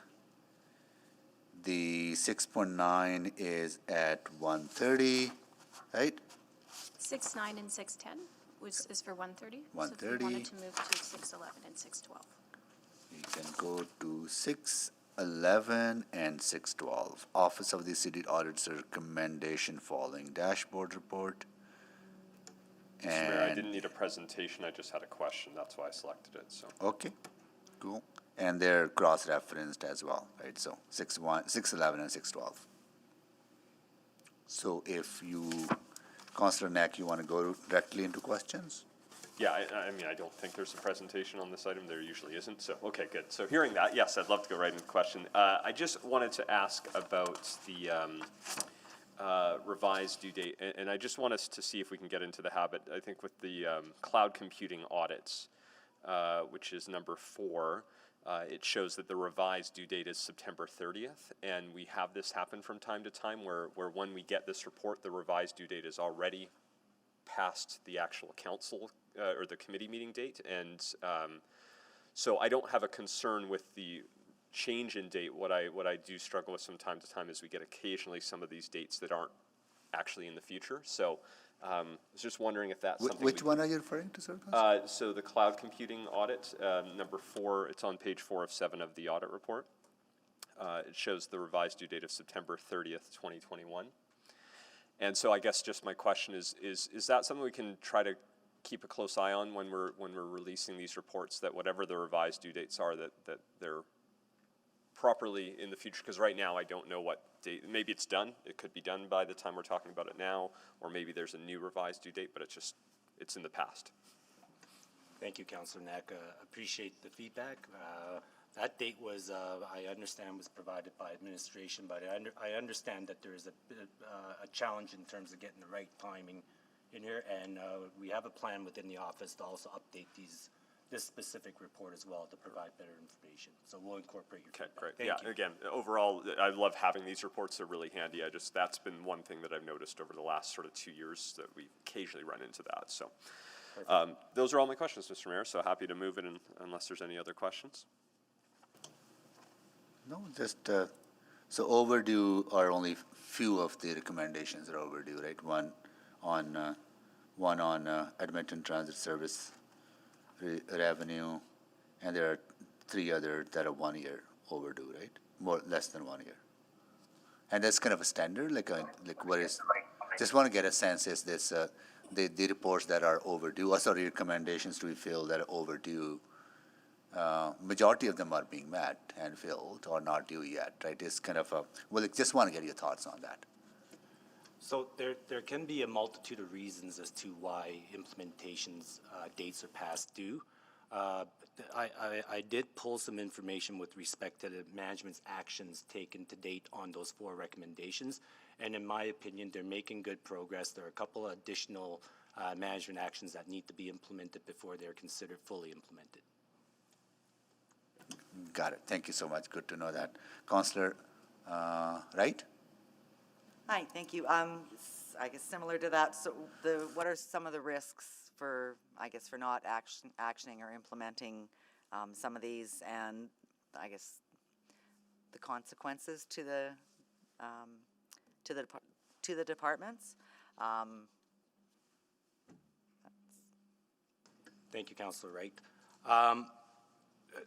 I could go into the details of each of the findings and what some of the risks are behind the recommendations, but I'm not sure that would be the best use of the time. What I will say, in terms of a broader risk with respect to recommendations, is a mentor of mine from a previous life said to me, change doesn't happen until recommendations are fully implemented. So in order to manage the risks in the report, the actions that were committed to by management should be implemented within the due time. I hope I answered your question, Councillor Wright. I definitely can pick one of these and talk about, some of the risks behind them and why the recommendations are made. Yes, I'd appreciate that. Thank you. Let me select. Won't pick that other one. The second overdue recommendation with respect to snow and ice, to strengthen that complaint handling process. So in that audit, we found inconsistent collection of citizen inquiries and complaints. There were also challenges with respect to how those complaints are being handled, meaning consistency in how the administration responds, the response time, and as well as the evaluation of the complaints that were received. So that's, if the recommendation is not implemented, you'll continue to see those risks with respect to how we're responding to citizens for snow and ice.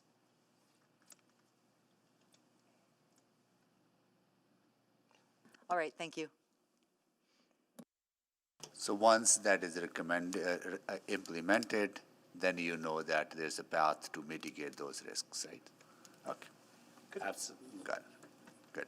Could I just add maybe something to Councillor Wright's question? Because Yeah, just absolutely. 'cause You're the city maybe- manager. You can do anything. Yeah, well, I guess I would say that, and I just want to make sure I'm getting the crux of the question. The longer we delay in implementing a recommendation, that the risk that was identified in the first place carries on. So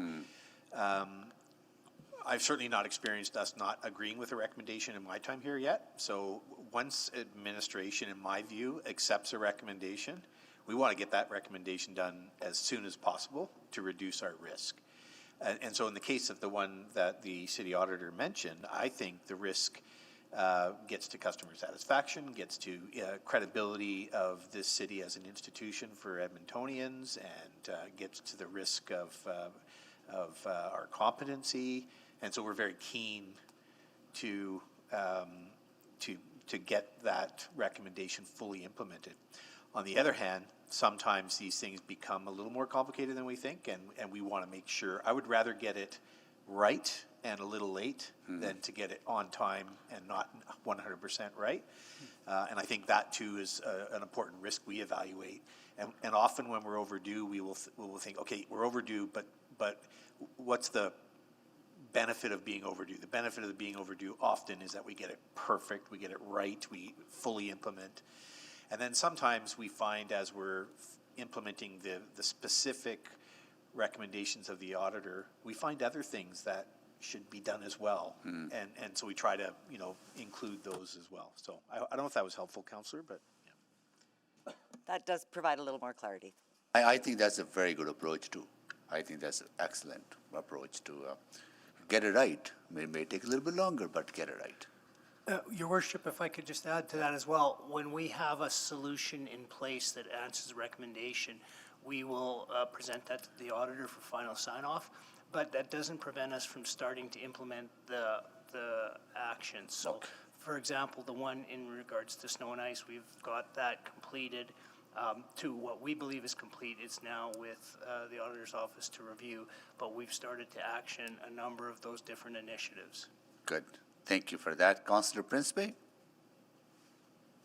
So I have a question. You answered a lot of my questions, but the revised due dates, how is that determined? Is that communication between auditor and administration?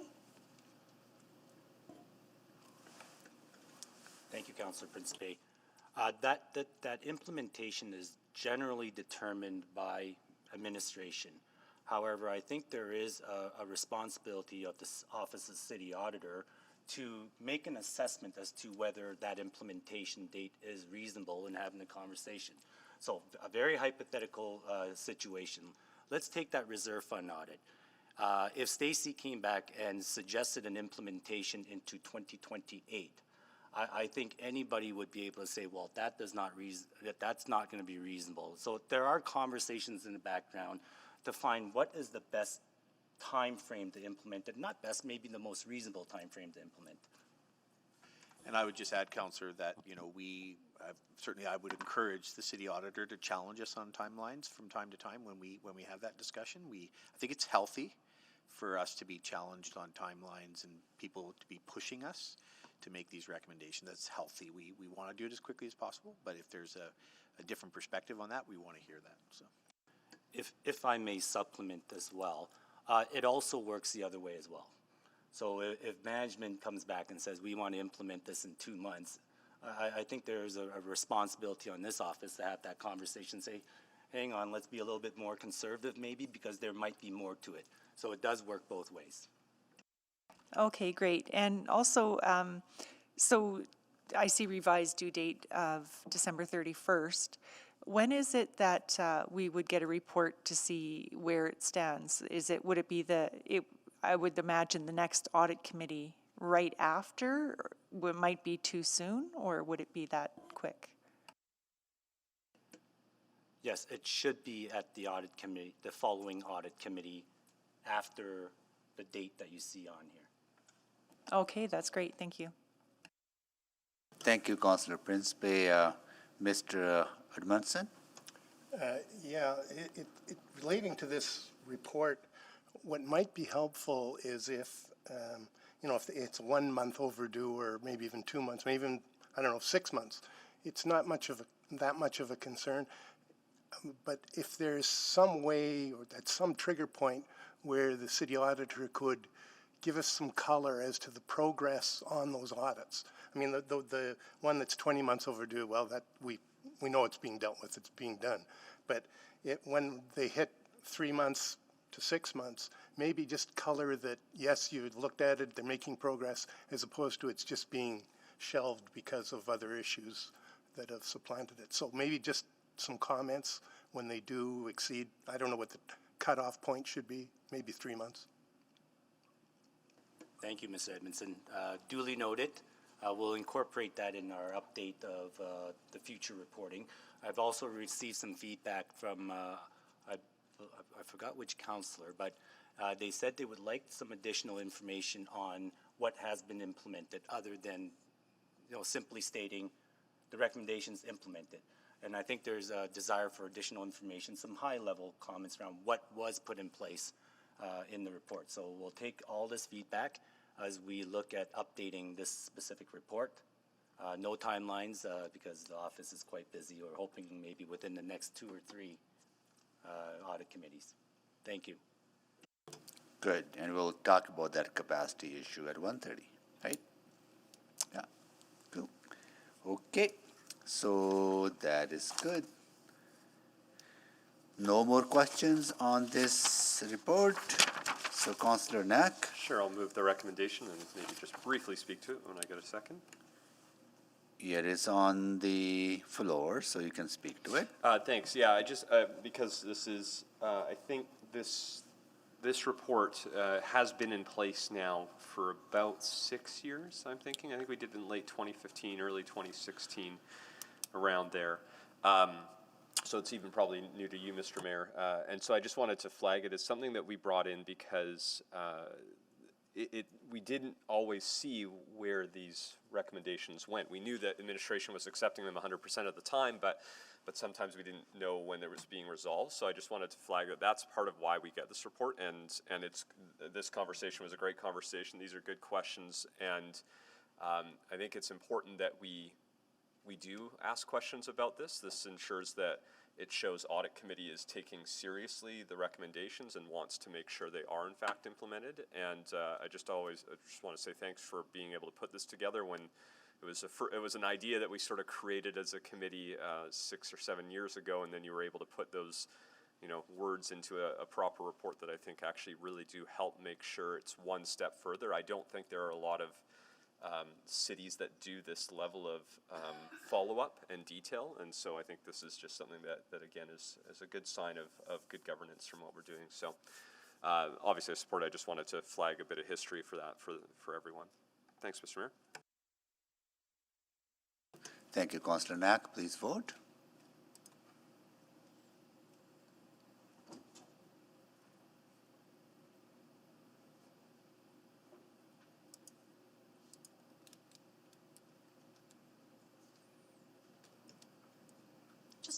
We have the votes, thank you. Display the votes, please. That is carried.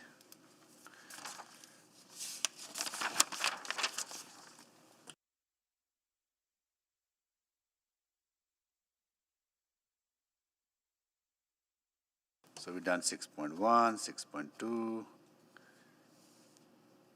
then 6.3 and 4 are the last items, so we can move to those. Yeah, can I move to bring those forward if we're willing to discuss, if we can start the discussion? I'll bring it. We might as well. We have half an hour. Okay, I'll move to bring those Is that forward. okay? To bring forward 6.3 and 6.4, right? Both of them? Yes, both of them. Okay, please vote.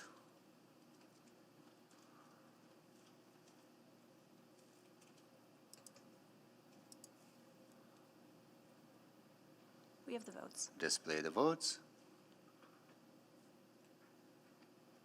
Okay, that is carried. Thank you so Right, so we can discuss capacity issues now instead of 1:30. Cool.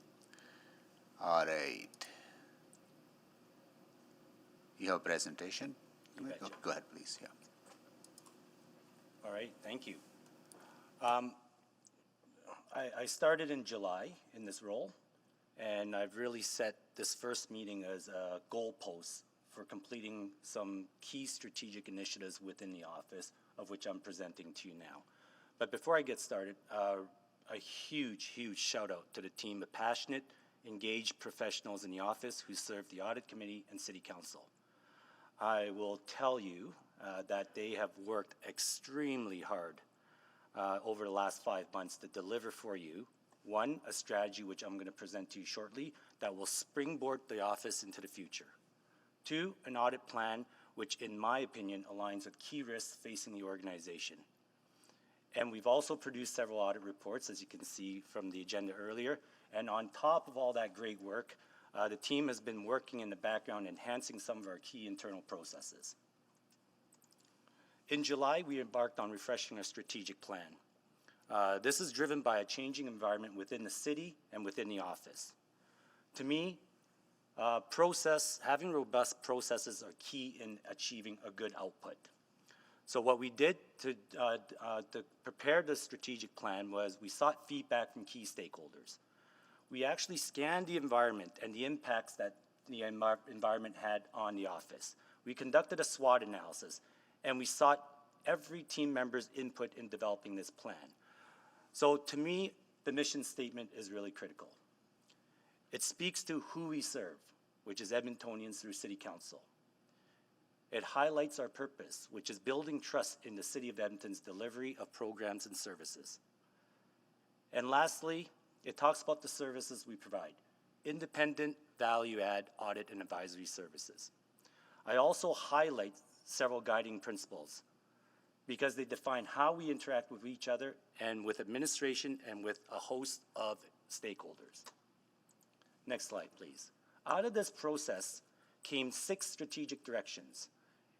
On the top left-hand side of the deck is to continue to deliver high-quality services, whether that's audits, advisory, or investigative services.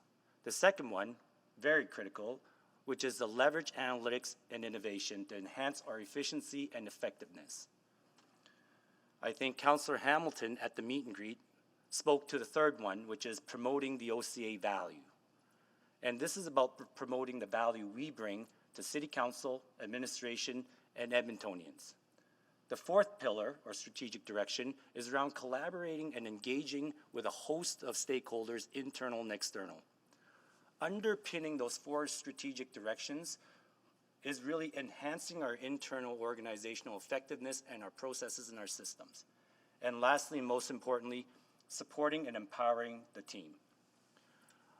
In terms of next steps, this strategy is going to be supported by an annual operating plan on all the activities we need to deliver. We are currently in the process of aligning each team member to the strategy through their personal contribution plans or performance contracts. And I will commit to committee that we will measure, monitor, report, and assess our progress over the next 4 years. I think I can continue on with the next slide, which speaks to our audit plan, which is part of the strategy. So the annual work plan really sets out our planned activities for the upcoming year. A strong audit plan, in my personal opinion, should focus on key risks that pose a threat to the organization achieving its objectives. Next slide highlights some of the key value for money audits that are in the plan. This process is more of an art than it is a science, but it is supported by good methodology and robust processes. So the team got together in early September and October, and we reviewed the corporate strategy and the corporate enterprise risk register. We interviewed key stakeholders, ELT, branch managers, and the councillors that were available at the time because we were in the midst of an election at that point. We reviewed audit plans and audits by municipalities across Canada, and we solicited ideas from the team as well as administration. In my opinion, the plan focuses on key risks of the organization, whether it's information technology, operational, financial risks, and even environmental social governance risks, which is quite an emerging risk in the last few years. I should also note that some of these topics are top of mind for Edmontonians. Yesterday, or today, in today's Edmonton Sun, we had an article about the Valley Line, which is in our audit plan. Homelessness is an issue that is important for many, as well as building permits and inspections, to name a few.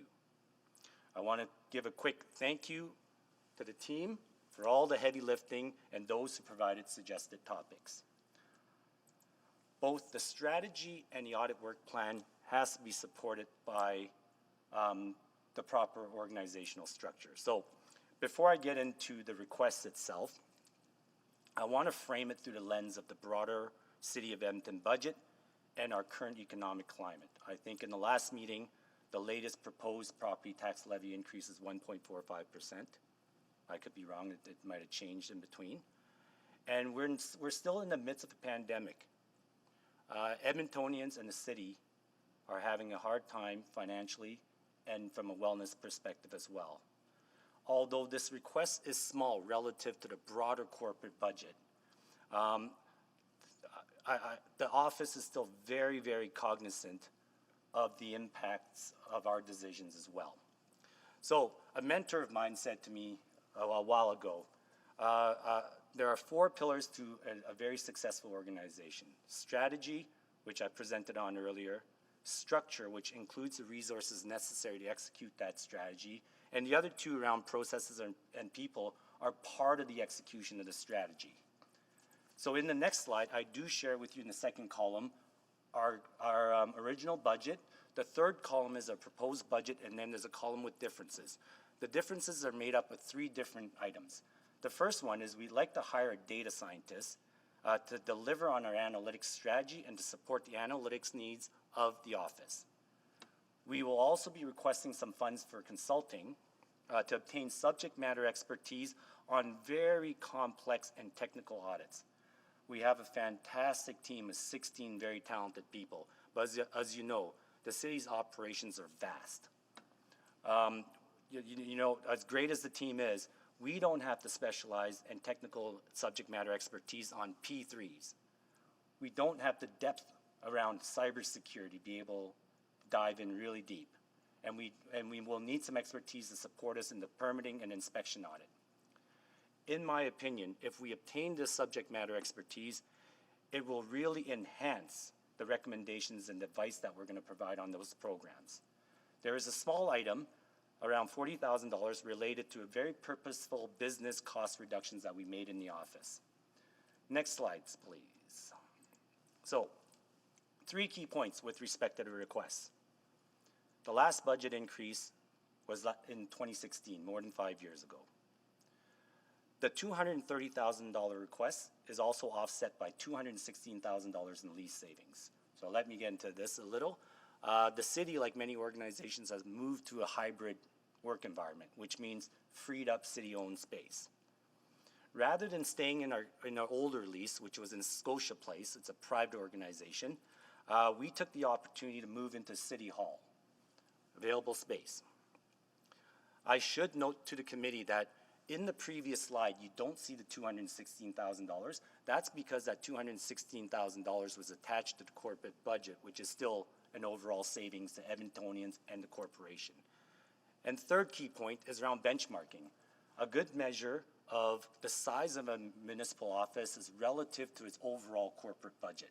So what you see on the screen are some numbers that we pulled together for this office, as well as industry averages for North American municipal audit offices of similar size. As you can see, we are still well below that benchmark.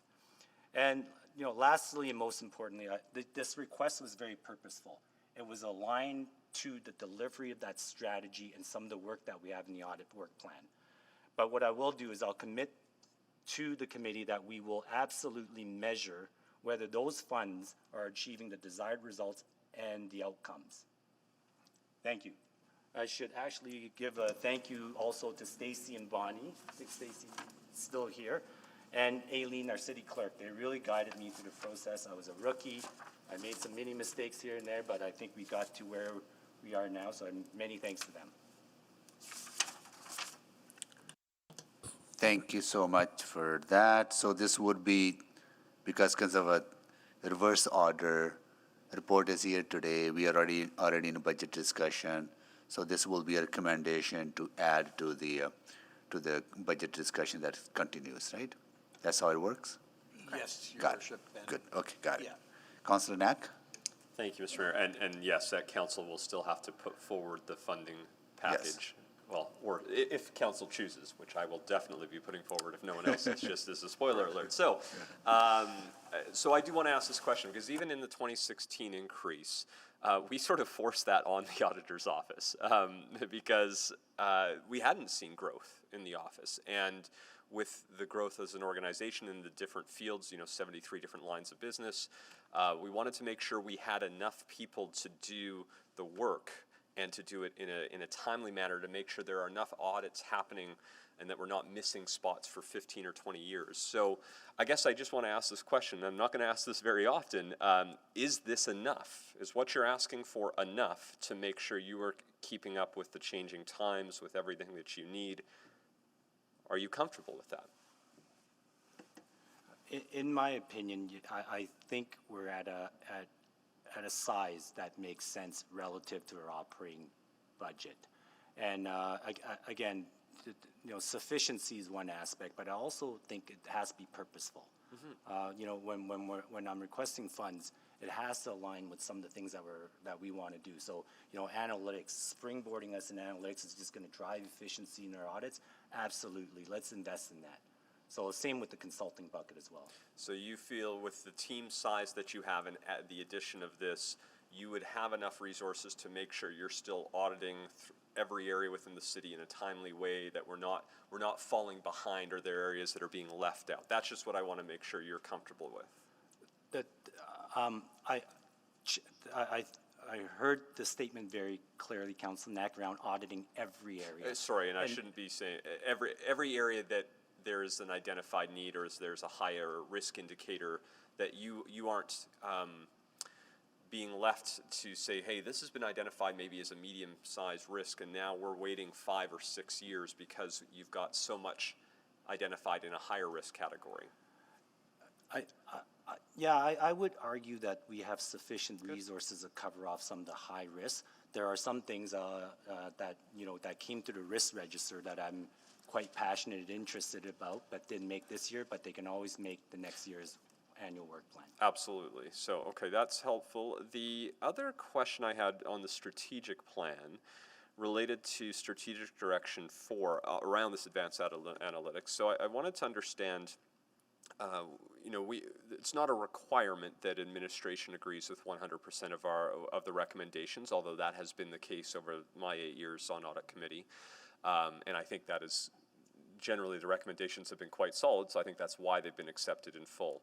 What I'm not quite understanding, and maybe you can help me, is that, so you've given 2 sections there where you talk about percentage of projects where analytics are applied, which I understand. What I want to understand more is the second bullet point, percentage of analytic projects in which management adopts the OCA analytics, and you've suggested that should be at 50%. So how does that differ from, say, the recommendations where we strive to have management agree with 100% of recommendations? This, we're essentially asking them to adopt 50% of our analytics. Why that number? There's probably some rationale behind it. I'm just not sure I understand it yet. Absolutely. Thank you, Councilor Knack. In the analytics world in internal audit, the first part is you do the analytics to drive efficiency and effectiveness of the recommendations for that specific audit. One of the added benefits that an audit shop can provide to management is we're going to run these scripts in the background already anyways. And one measure of success for an internal audit shop is administration accepting or leveraging some of that information we've already produced. So I'll use a really quick example from a previous life in which we applied analytics on overtime. Within that report and that specific script, it highlighted some exceptions, and management accepted, they adopted some of our scripts, which made them much more effective. But that wasn't a formal recommendation. We wouldn't force the analytics on them, but if they want to adopt it to make them more efficient, absolutely. Okay. Do we, and maybe from your past life, do you see a scenario in which the analytics you're going to provide would not provide additional value? And I guess I just don't want to set the bar too low. Are we setting the bar too low at 50% to say this is what we're striving for in terms of acceptance? So the analytics is more geared towards the audit. So for example, if we're doing a completeness test or an accuracy test, it's probably very unlikely that administration will leverage that particular analytic. Whereas we did something that, provided information about exceptions, they may say, well, that's value add. That's something that we don't have in-house in terms of reporting, so why don't we leverage what you're building already? That's helpful context. I'm out of time. I'll need a second round. Thank you. Thank you, Councillor Knack. Councillor Principe? Thank you, Mr. Mayor. I was just wondering, within the budget, is the contract with KPMG included in that budget?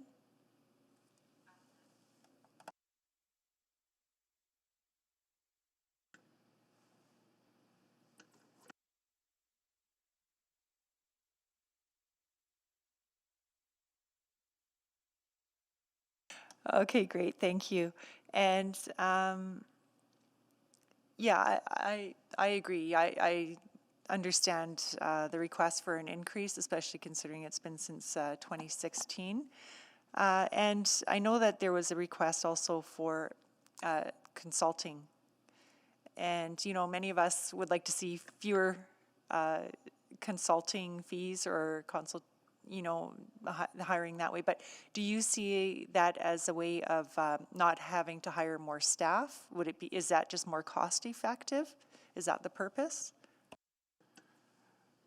No, I think a lot of internal audit shops have a very big struggle with resourcing mix. So as we have 16 individuals who cover 73 programs and $3.1 billion in operating costs. You can't possibly get the specific skill sets for some of the topics that we're going to go and audit.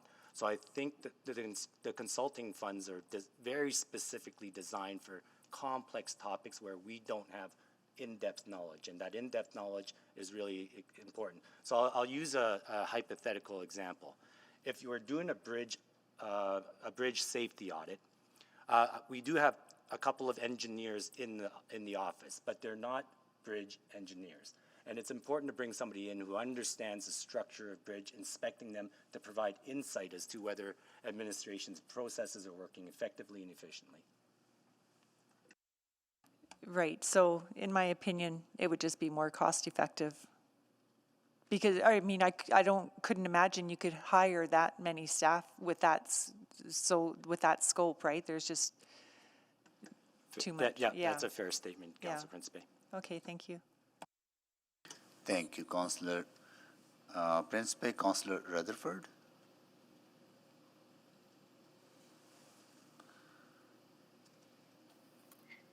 Thank you. I just have a few questions regarding the work plan, specifically around the ongoing work of the community granting audit. I just wanted to understand the scope of that one, specifically in the context of the budget decisions for the supplementary budget in terms of requests from community to reinstate the community investment grant. So I just wanted to kind of get a sense of timing, what the scope of that is. Is there something we should be considering with your advice and expertise within the context of that decision before us and the specific audit you're doing already?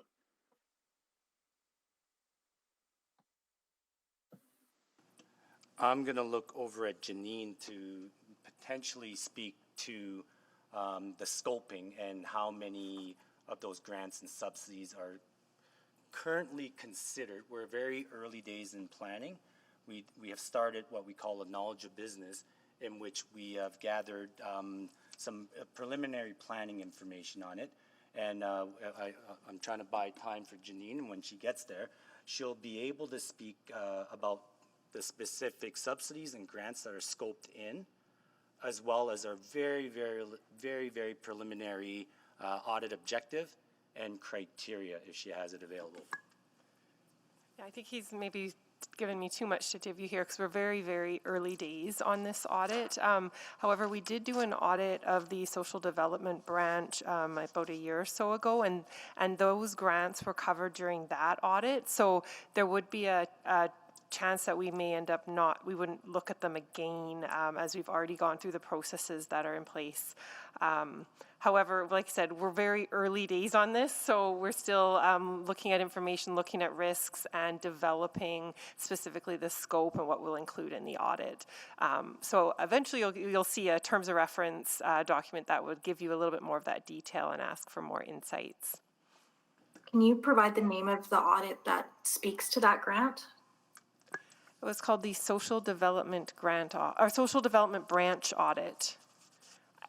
I think it came out in 2020, and if you'd like, we could send you the link to that. Yes, that would be greatly appreciated. Okay. And then my other question was specifically around the payroll exception time. It says continuous auditing. So is this something that happens year over year? Is my understanding correct?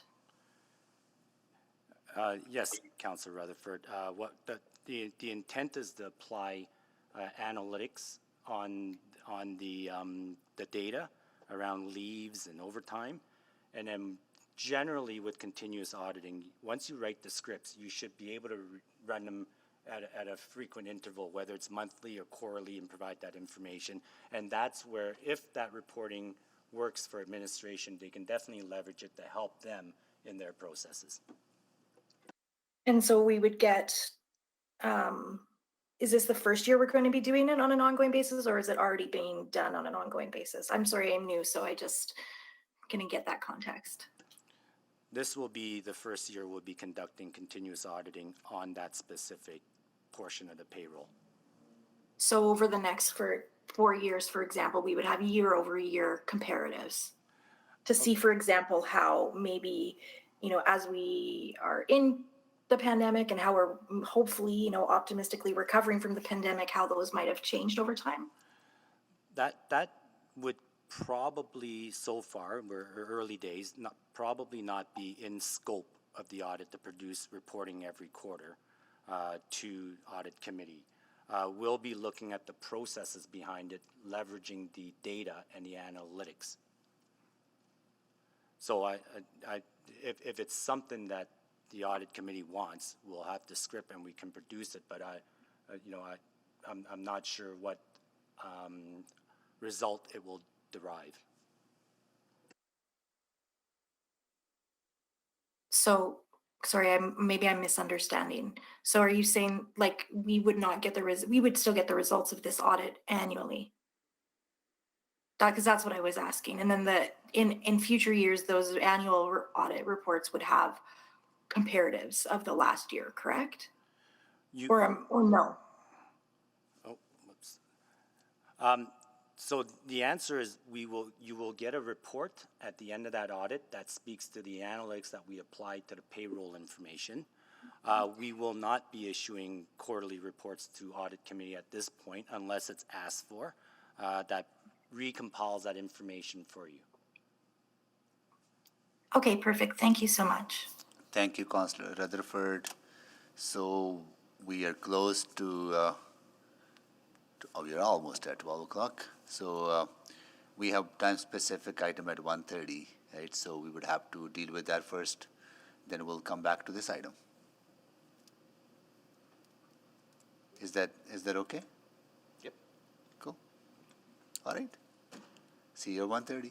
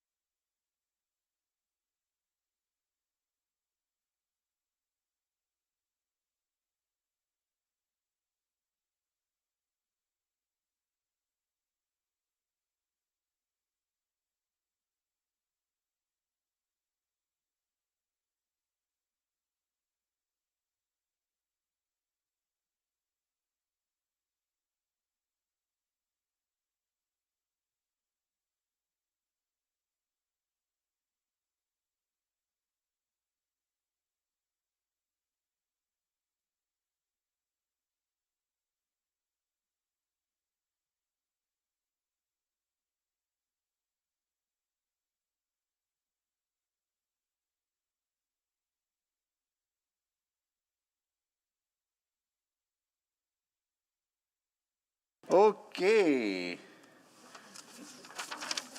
I would like to call the meeting back to order. We'll do the roll call. I'm here. Councillor Knack, you're here. Good afternoon. Councillor Principe. Hello. Councillor Rutherford. Hello. Councillor Wright. Good afternoon. And, oh yes, our public member, Mr. Edmundson. Are you online, right? He's not online. Not yet? No. Okay, he No. would be, he said he would be online. Yes, we need him for Participating. quorum, however. Yes,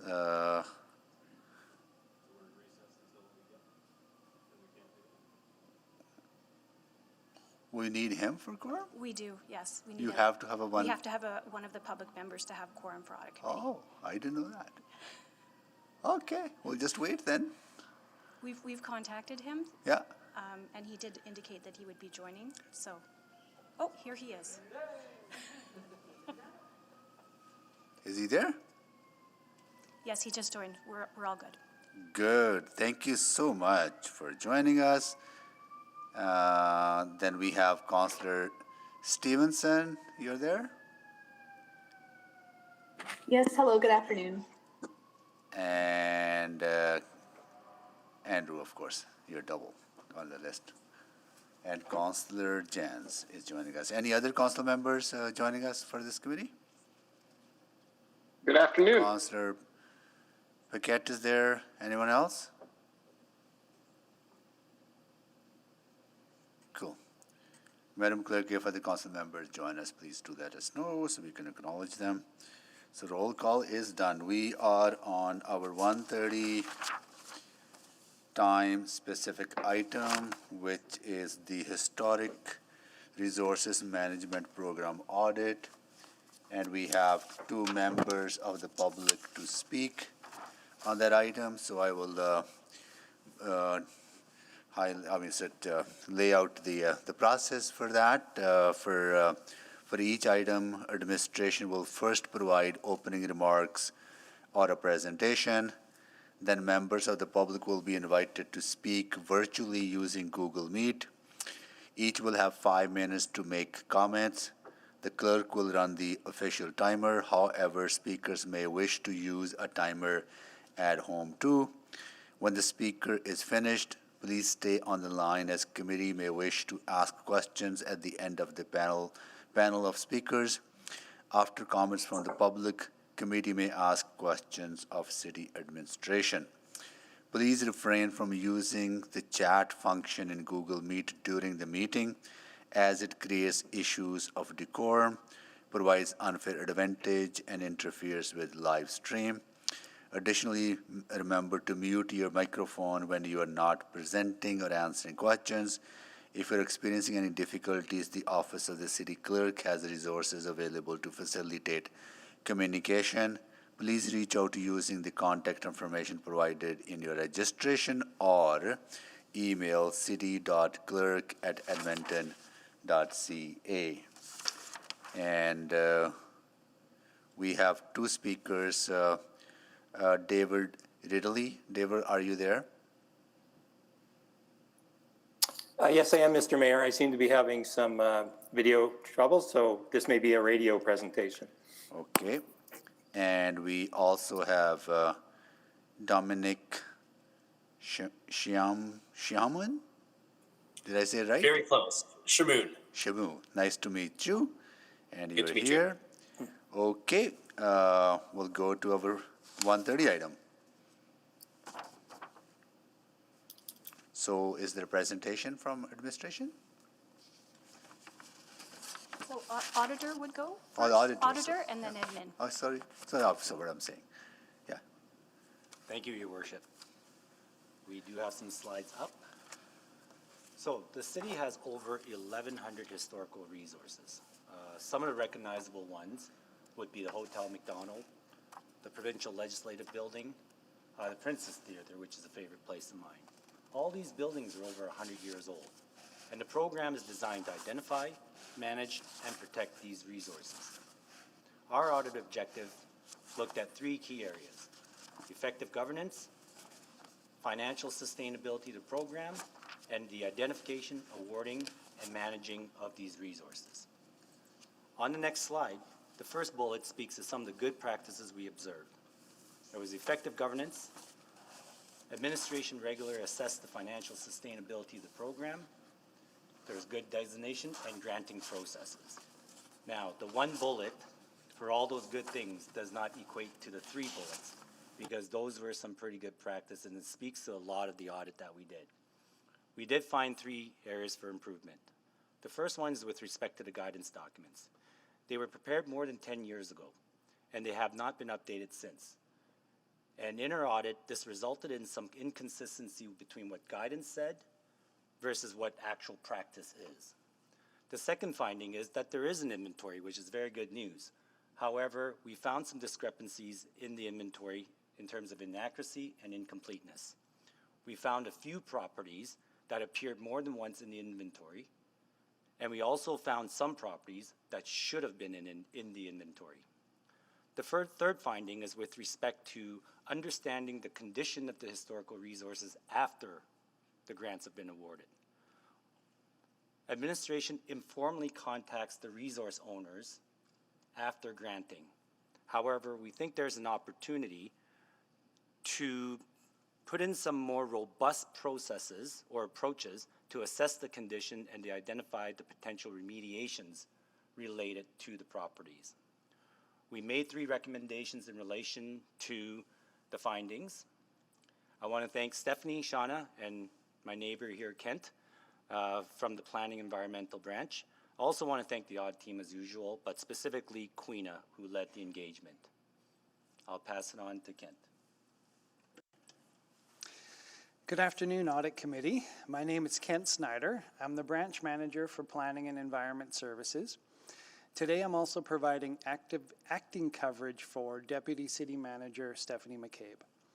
Joining me virtually as well on the Google Meet are several members of our Heritage team who are available to help support committee in your questions you may have of administration.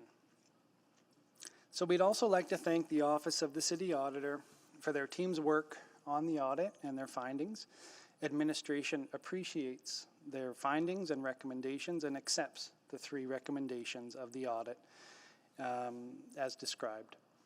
We'd like to inform the committee that recommendation number 2, which is ensure our records are accurate, has already been completed, and we have started the road to addressing recommendation 1, which is updating the guiding documents, and recommendation 3, which is formalizing our post-construction monitoring.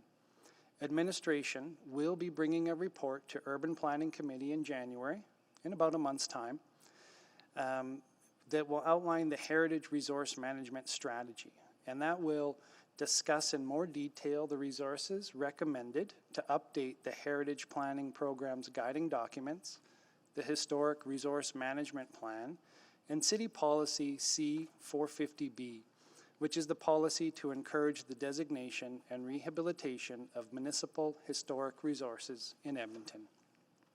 And so with that concludes our presentation, but after the speakers, like I did mention, we're available to try to address questions of committee. Thank you. Thank you so much for that. To our speakers, is a particular order that you would like to go, or? It's Mr. Ridley first. Mr. Ridley first? Okay, Yes. Go ahead. Thank you very much, Mr. Mayor. I'm glad we didn't have to do a coin toss there, although I'd be open to that. Thanks for this opportunity to speak this afternoon. Just for new members of council, the Edmonton Heritage Council has a service agreement with the City of Edmonton. Our role is really in sort of coordinating and unifying a number of the heritage work in the city, as well as a role in advocacy and increasing awareness of Edmonton's diverse and valued heritage. And we run programs such as the Heritage Community Investment Program in partnership with the City of Edmonton, the Edmonton City as Museum Project, and the recently launched Indigenous Resurgence in Edmonton funding project. So that's who we are. The Edmonton Heritage Council is in agreement and generally in agreement with the recommendations of the audit report, and our thanks to the Office of the Auditor and Queena and team for that work. We have the understanding that the program, since its inception, at least this reinception in 2009, has been very successful, not only in terms of the increased number of designations of designated historic places, but really mostly what that means to the citizens of Edmonton in terms of the social and cultural and economic fabric of the city. It's my personal opinion that the program is under-recognized in how it contributes to the city's strategic goals of achieving a healthy city, urban places, regional prosperity, and climate resilience. So adapting historic resources for new uses, pointing to recent successes such as the Oliver Exchange and others, anticipating the future successes of places such as the Hangar 11 and the Rossdale Power Plant will definitely have a significant impact on the city and on its citizens in terms of their connection to the city and a richer public life. Perhaps a bigger question that will be addressed ahead, and I understand it won't be addressed today, or we're not here to address it today, it's not addressed in the audit report, is what does an effective approach to historic resource management look like in Edmonton? I mean, what does it mean to do well? What's needed to do well in terms of resources, community activity, the collaboration amongst a number of partners? As was noted in the administration's comments, with over 1,100 places on the inventory, the city has 170 designated places. This is really kind of a 15% of possibility scenario, and I don't think anyone's arguing that this is either going to be a 100% or 50% formula for achieving this kind of preservation, and what are the benchmarks in it. But we really have to think about what is it that we're striving for, and that's part of the program's work, or will be part of the program's work now and in the future. And then the city of Edmonton, which has 23 designated places and 40 others on the inventory, how well is that in its own efforts? It's certainly leading the in terms of the overall community. And that's generally good news. So regarding the recommendation to update the program's guiding documents, this is really important. And we think it's an important opportunity for more community consultation and engagement. The program really needs to look at how it serves and includes Edmonton's diversity by considering, for example, how cultural streetscapes, neighborhoods, landscapes, and perhaps aspects of natural heritage are within the scope of the program. I mean, the very demographics of the city require additional approaches to determine important and meaningful historic resources and the management of those. This public engagement can really help in meeting some of the ongoing challenges of heritage preservation, not only in the city and by association of this program, but really within the province of Alberta and nationally and internationally. For example, the problem of perception of heritage preservation is often that, it's a cost versus an investment, that it's elitist and not representative, that it's rooted in the past and some of that past is now seen to be wrong, or that it's marginally relevant in the fight against climate change. So at times its broader purpose is unclear to others, and organizations like the Edmonton Heritage Council and the Edmonton Historical Board, I think we also need to recognize our role in improving the perceptions and the education that's needed around that. So to end, we often talk generically about the economic value of investments in built heritage, but the payoffs can happen in not necessarily linear or logical ways. Significant city investment helped restore the Kelly Ramsey building. That makes historic and aesthetic sense in creating a convivial downtown precinct. But no one anticipated that the Kelly Ramsey and other streetscapes formed a crucial backdrop for recent filming location in Edmonton. So those are the good results that we see. Thank you. Thank you, David. Nice to see you. And you. Yes, absolutely. Thank you, sir. Yeah. Dominic? Thank you. And as this is our first time to meet since the election, congratulations to all of you on behalf of the board on your successful elections, and Councillor Knack on your successful re-election. As mentioned, my name is Dominic Schmoon, and I'm the current chair of the Edmonton Historical Board. We are appointed by council. We are your advisors on the protection and preservation of Edmonton's built heritage and heritage-related matters. And so we often find ourselves working closely with the program. And I do want to begin by saying how much we appreciate their support for our work as well. Although, as with any audit, there are relevant and accurate recommendations for improvement. And I think along with David, generally we would agree as well. I don't want to lose sight of the overall success of the program. Over the past 20 years, they have seen a nearly 8-fold increase in the number of designated buildings, including, as the report notes, a 32% growth from 2015 to 2020 alone. And they have done this while also providing support to probably countless homeowners and citizens, communities, other stakeholders, in addition to all of the other work that they do. And that is work that future generations are going to benefit from. And the fact that this growth in designations took place with no increase in staff is quite remarkable. I think in David's words, they're an under-recognized overachiever, and we definitely don't want to lose sight of that, even in discussing improvements to the program going forward. As the report notes, there are expected to be future funding challenges, and as council and administration map out the path forward, I will note that at the historical board, we've had a number of conversations about the path forward for built heritage in our city, particularly in light of the city plan and the explicit call to preserve and enhance heritage. So while that's generally a separate conversation from today, we nevertheless expect it to have a sizable impact on the program and resulting from that funding challenges for the program. And with regards to updating the HRMP, we also do not disagree with that. In fact, we've actually raised that on a number of occasions with with former mayor and council. And we've done that through both formal and informal channels, encouraging them to move the ball forward on that front. Given the amount of time that has elapsed since we first raised this issue with your predecessors, it's only grown further out of date. And even under the proposed response, it won't be completed until the end of 2024. And so we believe that part of the answer to this recommendation is that the program needs to receive the required resourcing in a more timely manner, so that 15, 20 years from now, we're not having a similar conversation about an outdated plan that has been identified that needs an update and just hasn't received the resources required to do that. And so, we're absolutely supportive of that recommendation. I don't think that it's the silver bullet. There are a number of other topics and issues that we will no doubt be addressing and bringing forward to you, but supporting an update to the HRMP, absolutely fantastic.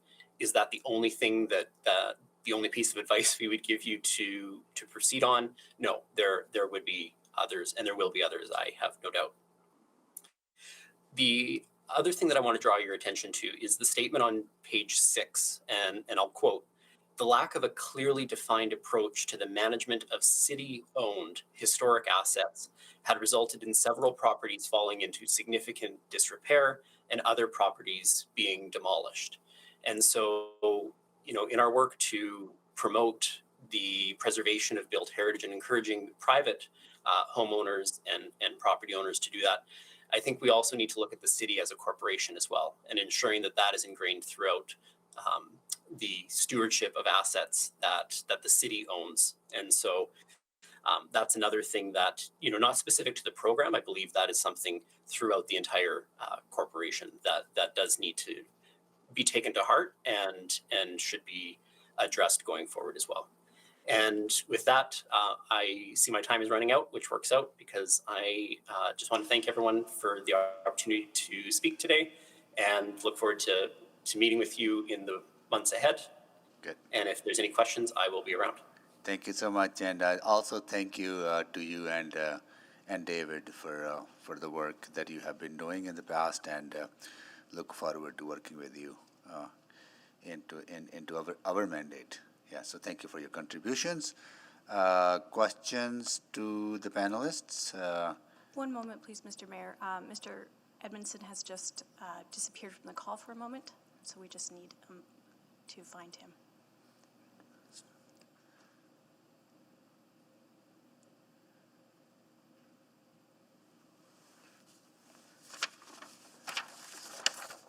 Is it, he got disconnected? Okay. Because he's been a member for a while, right? So he knows one of them had to be present, right? So we got.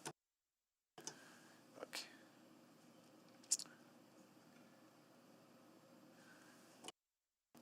So Dominic and David, just bear with us for a minute. We just have a technical difficulty with one of our public members who is joining virtually, right? So we're just trying to connect with him. Would you want to take a short recess, Mr. Mayor? We just started. I don't think we need a recess. Huh? Huh? Technically? You would have to because we lost quorum? Okay. Well, I'll take a recess then until we find a quorum.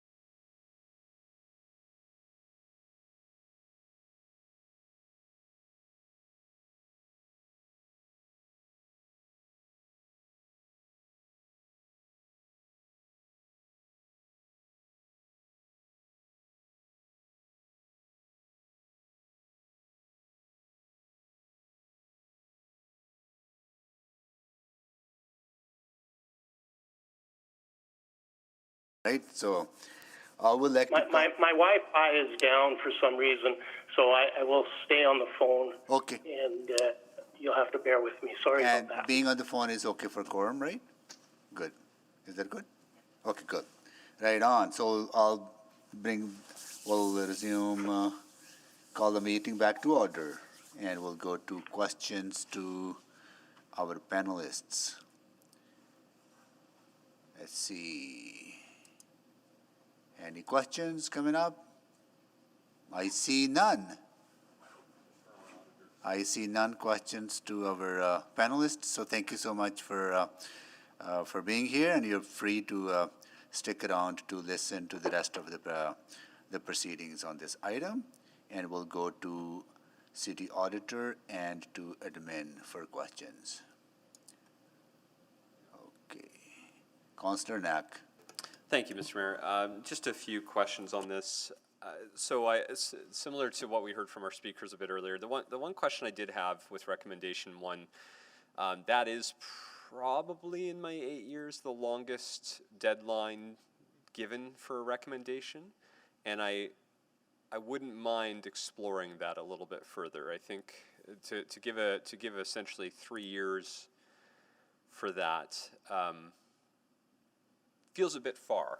So I guess but we did talk a little bit earlier about reasonableness of dates, and I wanted to get a sense, both from an auditor's perspective and from the city perspective, as to whether we should be looking at that one a little differently, because I'm just uneasy with a 3-year completion date. Councillor, I can offer the administration response to that question. It is a long runway. There's quite a bit of distance there, admittedly. There's a couple of challenges or opportunities, I guess, that results in a longer time frame, and that would be we're not assuming that a budget and resources will be available, and so we do need to go through the process of the next budget cycle with council and determining what council's comfort and desire is for budget and resources, and what level of plan do you want to see in terms of for Edmontonians and for our community. So we have to tie to budget, and budget has some timelines attached to that. As well, we're intending it to be a strategic, broad, comprehensive review of engagement and being inclusive for those that perhaps didn't get an opportunity in the past to weigh in on heritage elements. And so we've made a lot of ground since 2009 in terms of some very terrific progressive elements in inclusivity and diversity and different voices and perspectives. So that will take a little bit of time to honor that and to actually do that work, meaningful work, and funnel it back. So budget, more voices, more communication with folks. Additionally, if council, if there aren't resources there available and we are to be doing this work with what we have, that will take a little bit of time to game plan. How do we meaningfully address what has been brought up in the audit within the resources we currently have? Yeah, and that maybe led to my other question, which is that, and so I think I know the answer, but I wouldn't mind confirming, which is that in recommendation 1, it talks about providing an unfunded service package to help to do this work. And we're going to be going through a prioritized based budget exercise, and I guess my concern is, if this is what we need to do to make sure we're following policy and delivering on what we've set out as ourselves, I am a little concerned that we're already suggesting this should be an unfunded service package versus a service package which, through the prioritized budget exercise that we're going to be going through, will then be weighed out. Because if, I don't think it'd be appropriate for us to say, well, this is something that we need to do to follow policy, and therefore it's going to be unfunded unless council funds it. I think there's certain things that should come to council as unfunded in the next 4-year budget cycle, but if it means essentially the difference between doing the job and not doing the job that we've set out through policy, that's just something that jumped out at me as well through the recommendation. So I don't know who has thoughts. I'm looking at 3 different, Mr. Schneider, if you. Yeah, Councillor, I could maybe just offer, and perhaps somebody from finance could layer in.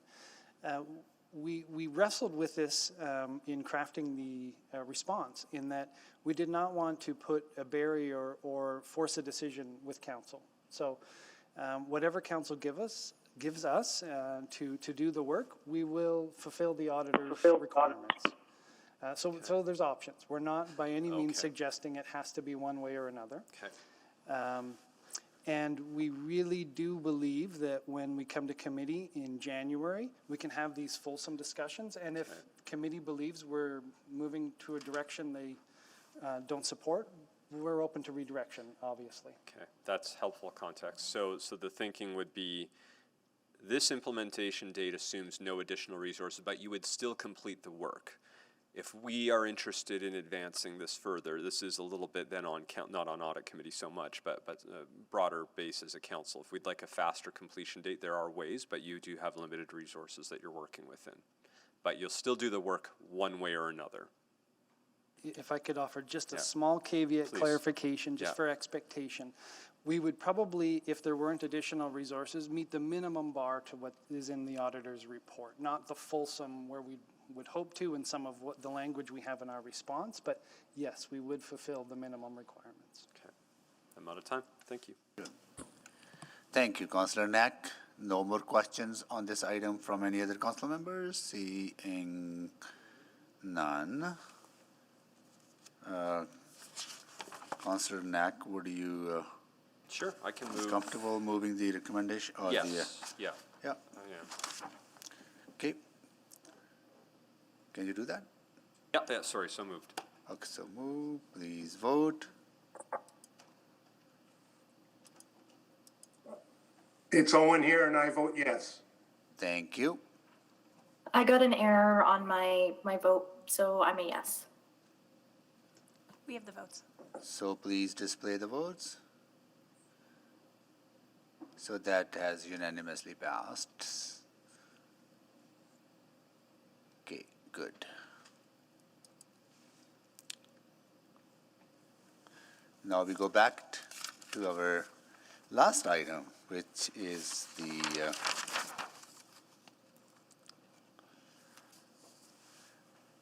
city auditor's strategic plan, as well as the annual plan 6.3 and 6.4. And we had an order of speakers on the list, so that's what it is. Councillor Wright. Thank you very much, Mr. Mayor. I just have to find my place because I got lots of questions. In regards to the strategic direction number 6, you've indicated that, I just maybe want to wrap my head around this, that you expect that only 70% of the projects to be completed in budgeted hours. Do you need more budget? Or why is the bar set, I guess, at that? Do you not? As you work through the budgeting exercise, and no different than us, we have to budget an estimated number of hours per audit. It is definitely not a science. Things can come up during an audit and that can move it from being on budget to off budget. So I'll give you a good example, which is, the reserve fund. We wanted to test a bit more in terms of sample to give us sufficient appropriate audit evidence, and the way to get to that reliability of the testing is to invest more time in terms of testing. So there are multiple things that can throw you off budget, so we wanted to make sure that we give ourselves room and have a measure that's a fair measure of the expected result. Okay, just build in that buffer a bit. Yeah. Okay, thank you. And then my next one is, you'd indicated that I think it's the 216,000 was moved from corporate budget now to, what is this, operational budget? Or we have to draw on operational budget to fund the 230? I'm just wondering why that doesn't come out of the corporate budget anymore. I'll have to ask for a clarification, Councillor Wright. Okay, so on page 37, And in your presentation, you said that the 216,126 in the annual lease and utility expenses Yep. isn't reflected in this budget, but is captured in the corporate budget. Yeah. So what I was saying there is that the $216,000 in lease costs for Scotia Place has not historically and does not hit the Office of the City Auditor's budget. So you don't see that amount anywhere in this specific office's budget. However, that $216,000 in lease costs really appears on the corporate or the city's overall operating budget. So that cost does hit the city. However, I wasn't able to show it, how it offsets my office's total costs. Does that? Okay, because now you're in City Hall, it comes under a different bucket, kind of, or like your operating costs now come under your own office budget rather than the corporate budget? No, the office's operating cost comes through our specific Office of the City Auditor cost center. Okay. That 216 for that lease comes out of the corporate budget. The overall, it's built into that $3.1 billion number. Into the overall leasing cost In for the overall space. leasing, which comes through the planning, then real estate So department. it never came under your cost center before? It So, never okay. did, no. Okay. But there are savings because you're no longer using that space, and that saving is going to the overall city corporation, not. Absolutely, Mayor Sohi. Yeah, good. That's my understanding as well. Good. Okay. I don't know, Councillor Nack, you had one round, right? I have a minute left. Oh, sorry, I'm so I- sorry, Councillor Wright. I know I never use up my full 5, but I'm going to go, That's I'm gonna why go I'm second round. Sorry about that. Okay, go ahead. Actually, maybe I won't go to that one.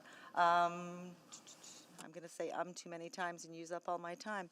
I'll go to, in the Enterprise Commons, under the work plan, does that audit then include the software licenses and maintenance, that program? Will that be encompassed in this audit? Thank you, Councillor Wright. No, the software part of it will not be included in the scope of this engagement. And I should clarify that engagement is not an audit. It is an advisory/consulting service. And we'll be looking at some of the business rules that are being implemented as part of the Enterprise Commons to see if those controls are working effectively. More so the design of those controls as we move forward. Okay. All right, thank you, and I will now pass it off. Thank you, Councillor Wright. And Councillor Nack, you had first round, right? Correct, yeah, I'll be first, second round. And Councillor Rutherford, did you have first round? You did, okay. And Councillor Stevenson, did you have first round? Okay, you want to No, I did not. Okay, go ahead. Great, thanks so much. Yeah, thank you so much for the presentation and overview. I definitely think the value of the work that your team does is very clear. So, happy to be supporting the proposed increase when that comes forward to us. I just wondering if you could help me understand the relationship between your team's work and the ongoing work within administration around the program and service review.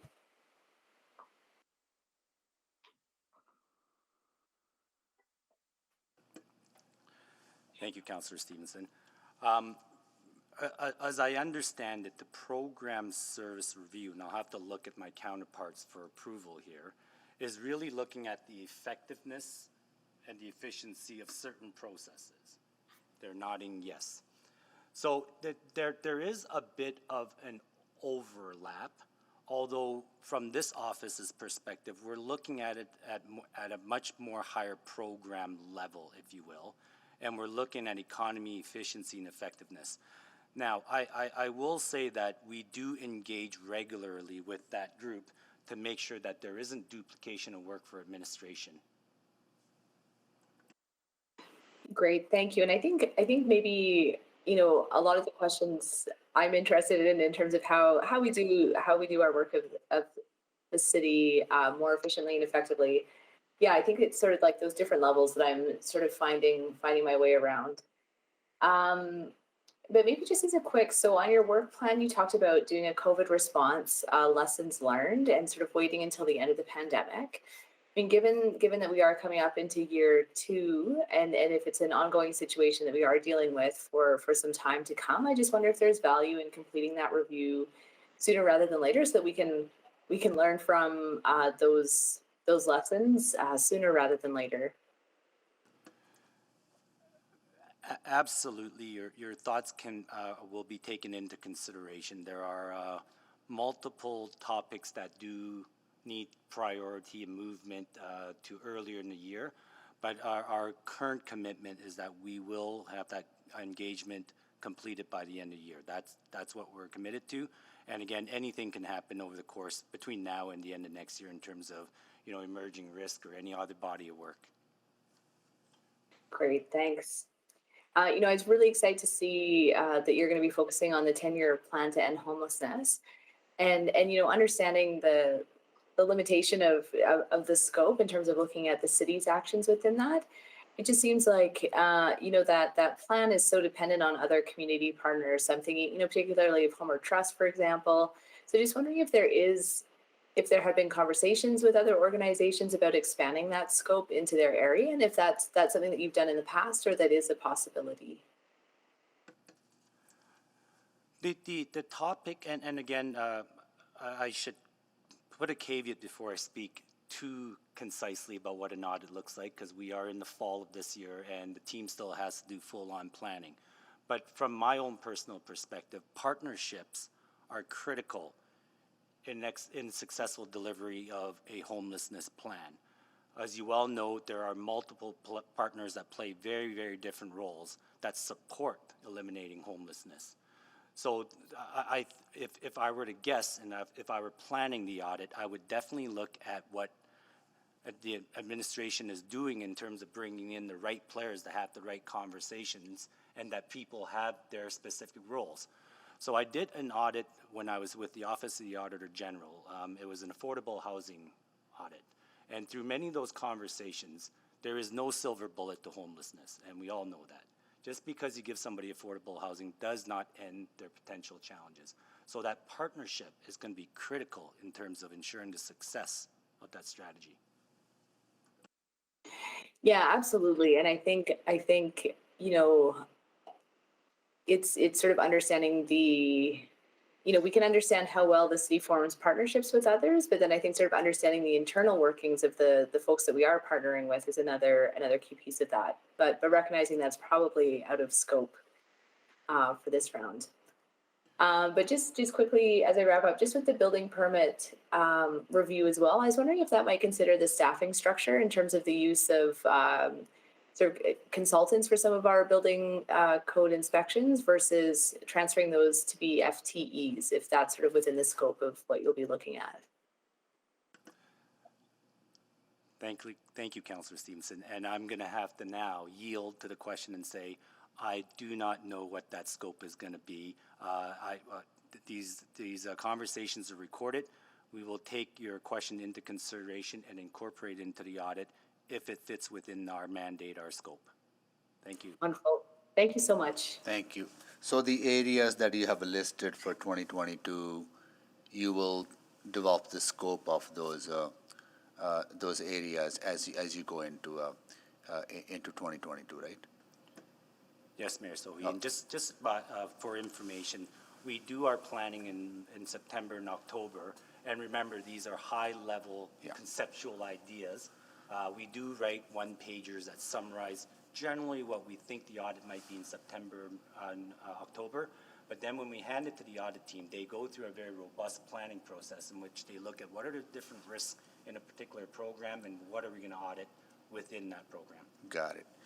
So to follow up on Councillor Stevenson's question on the audit on homelessness strategy, that is a very high priority for this council.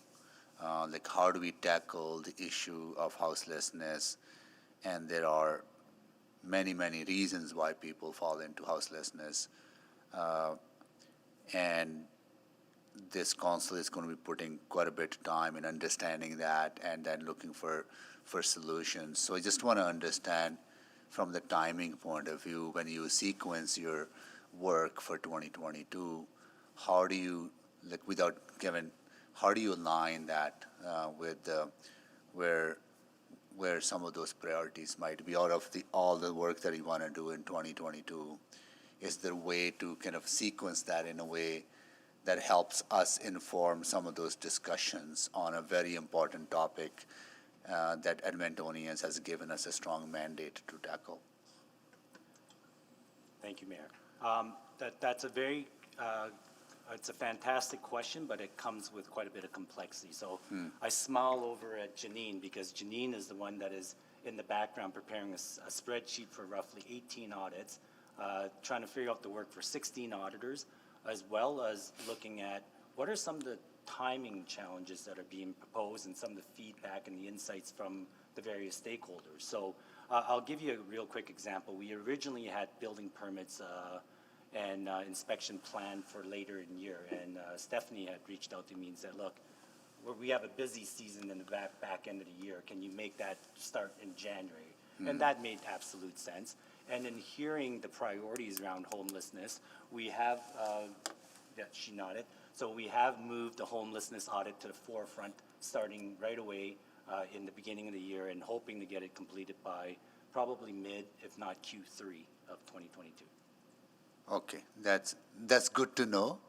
But I think Q3 might be still too late, right? Because there's a lot of moving pieces at the provincial level on the work, the task force they're doing. Because I would definitely like to understand better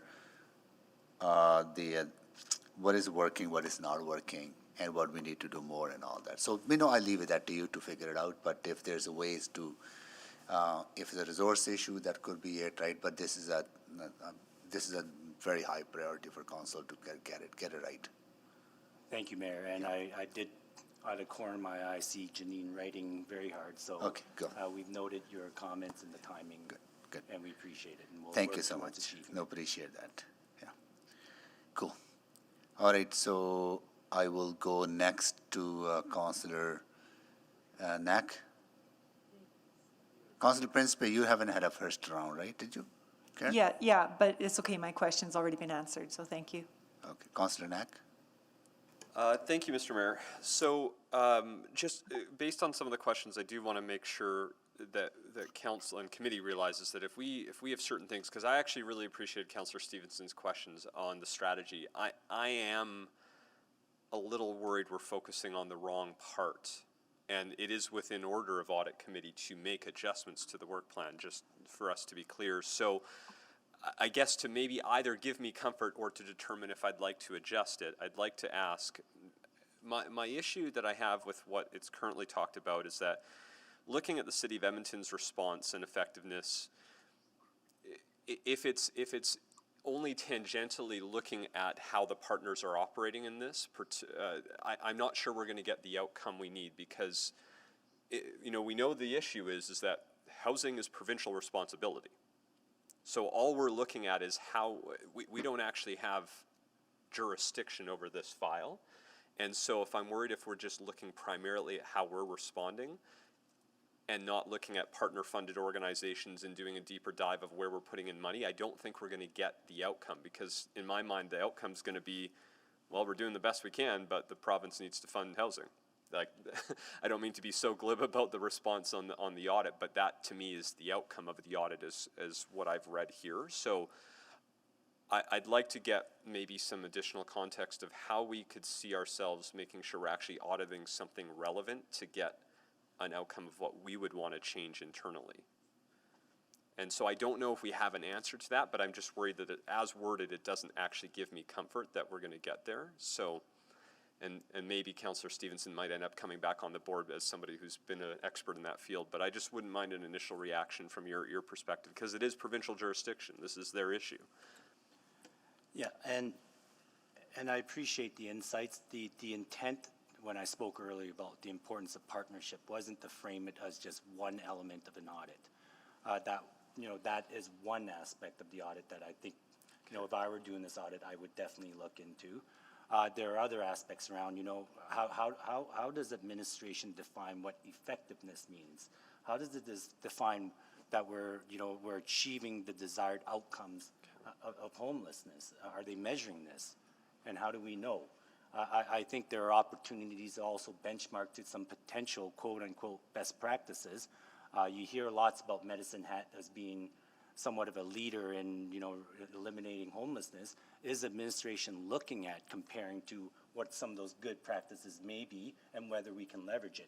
Now, I haven't fully planned an audit. Yeah. I've given some, you know, off the top of my mind ideas as an auditor where I would like to go. Okay. We do have a one-pager right now that does summarize a little more detail than what you see in the audit plan, which if you would like, I can share it with the entire council for additional thoughts and insights as well. Well, and you know, I have a lot of trust in the work that you're going to do, and especially having had that past audit experience that you had on the provincial side. Because, I mean, interestingly enough, the Medicine Hat example, they actually modeled off us. So that's why it worked for them, because they followed our housing first approach. Now we have the added complexity of the need of permanent supportive housing. And that's truly only something that Calgary and Edmonton primarily face as challenges, where these other jurisdictions don't have that same level of need. So as long as that's going to be captured, my biggest worry is that we're going to have an audit at the end that simply says, well, the province needs to actually fund the construction, which is their job, because we know that is their issue.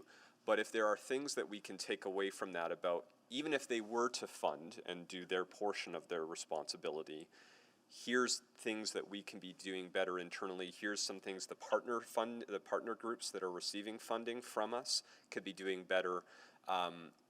That's what I want to make sure we get, just to make sure there's something tangible to change while we await the broader funding change from the provincial side. So, yeah, and I think the latter part of your statement rings true to me as an auditor in terms of looking at processes and systems in the delivery and the execution of the strategy that's in front of us.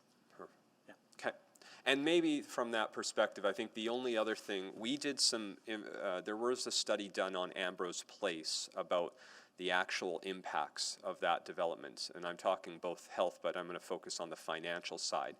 If there's some ways through this to help maybe uncover some more of that data to help reinforce to the province what we already know, which is that proper housing saves lives and saves money, but being able to quantify that could be really useful in the audit. Very much appreciate. We would love to get that type of information. Okay, that gives me a lot more comfort. Thank you, I appreciate it. And may I add, Councillor Knack, that the planning process is very iterative. So we may have an idea here, but the more information we gather, and when we get into the deep planning, this information is really going to inform us as to what the scope of the audit is and where our focus is. So the more we hear, the more we appreciate it. Excellent. I'm out of time. I might have one more question. We'll see. Thank you, Councillor Knack. Councillor Rutherford? Sorry, I realized I was off mute, so I hope I wasn't disruptive. No, it's fine. My question is around the work plan as well, and just two kind of questions that I have. And the first one is, if we approve this today, and then, let's say in April or May, something emerges where we as an audit committee determine like that would be a really important audit to do, what is the capacity for any adjustments to this plan, kind of for emerging things? What does that look like? Or is it really going to be set for 2022? So the best audit functions that I've been engaged with are ones that are agile, ones that can deal with emerging risks, and ones that can actually change the plan as new topics and new ideas come to the forefront. I look back at, how quickly cybersecurity came onto the scene. Probably 2 or 3 years ago, you could almost every day in the newspaper, you heard about cybersecurity. Well, as an audit function, you have to be attuned to some of those risks that are happening environmentally, and how do you respond to it, and how do you support the organization. Another thing that happened 2 years ago would be the pandemic. where can internal audit play a role, whether it's advisory or audit, to help the organization in responding to the pandemic? And there's another thing that's coming onto the scene recently, probably in the last 2 or 3 years, that's getting a lot of attention: ESG risks. You know, this is becoming quite popular and spoken about quite a bit in many boards. How can internal audit expedite that process and get them engaged? So, to answer your question, Councillor Rutherford, we are going to be very agile and be able to be responsive to emerging needs of council. Great, thank you. And then my other question is, within the list that you've provided in this work plan for 2022, I didn't see a timeline or a sort of a prioritization of those items. And so I was just, because I'm hearing now, okay, where the one on permitting is likely going to be in, do we have some sort of sense of what of those items are sort of the top 5 priority ones you'll be working on first in the new year? We have a spreadsheet with some sense of approximate deliverables as to when those audits will be completed. If audit committee or council wants that type of information, I'd be happy to take it back and look at it. But I will put a caveat that it is at a very point in time. So, you know, we can put a plan together today, and I can almost assure you in 3 days, in a separate conversation, it can change. So I do feel bad for Janine, because she prepped a version a while ago, and then Stephanie came within 2 days and said, hey, we got to get this one done. I said, okay, yeah, let's make it happen. But the mechanics behind it is not as easy as just moving it to a day. But I will commit to providing that information if that's what council desires. Yeah, I don't think it is. It's just in terms of, like, you know, to Councillor Knack's point of, you know, as an audit committee, we have the discretion. I wanted to know if we understand what you're kind of prioritizing, do those align with also, like, and to Mayor Sogi's point, to what we would like to see in the information we would like to get back sooner rather than later. That was more what the point of my question. And, you know, I see this list and all of those things look good and important and valid in terms of protecting the organization from risk. And, you know, how are we prioritizing within the priority list created? Absolutely. What we can share is our, at a point in time, estimate as to when the audits will be completed and the audit committee dates that it'll likely land on. Would that work for audit committee Sure. and council? Well, okay, my last question is, of the ones that are on the action plan, which would be the audit that you would see has the highest level of risk right now? Because I know they were prioritized by risk. So which one has the highest level of risk from your perspective in terms of putting them as a priority? If I may have 2 seconds to flip through them, because from a risk planning perspective, I would say all of these fall within our high risk. Maybe the governance one doesn't, but they would all generally fall into this high risk bucket. Now it's just slicing and dicing. And again, like as I said earlier, it's more of an art than it is a science. So I can give you my personal perspective as the ones that I think are critical. I would say cybersecurity. I would say homelessness, Valley Line, the building permits and inspection, and I would park it at those ones that are on top of mine. Now, it doesn't mean they get done January, February, March. It just means that they get spread out over the year based on availability, resourcing, and all that. But those are the ones that come to me personally in terms of, you know, if I had to pick what's highest out of them, those would be it. Yeah, I would agree with the cybersecurity one for sure. So that was exactly my question. Thank you so much. I know it is an art more than a science, and appreciate your responses to those questions. And you'll be able to kind of undertake them in concurrently, but not but some take longer than the others to conclude, right? Yeah, absolutely. Okay, got it. Yeah, there's a whole bunch, a myriad of factors in terms of when you can implement those. Got it, good, thank you. Councillor Principe? No, that was still from my first round. Okay, got it. Councillor Paquette. Oh, thank you, Mr. Mayor. I just want to follow up a little bit on Councillor Knack's line of questioning. When it comes to the houselessness issue, the mayor had mentioned that sooner rather than later would actually be helpful. I'm just wondering if an accelerated timeline is possible, or if you need to maybe do an interim sort of report. Sorry, Councillor Paquette, you trailed off at the end there and I didn't catch Said, the last. can you do an interim report? Interim. I was just wondering if an accelerated timeline was possible, or if you need to do more of an interim report as you worked on the broader scope. Yeah, in my experience, Councillor, I haven't seen an interim report. I'll be sure to go back and take a look at it. Usually, from what I'm familiar with, the job of the auditor is find sufficient appropriate audit evidence to support our findings, root causes, and implications. So the word interim would suggest to me that we may not be fully done our work, but I commit to going and taking a look at it, and whether an interim report potentially can work. I will tell you that we did have this conversation around homelessness being moved to the forefront. It is.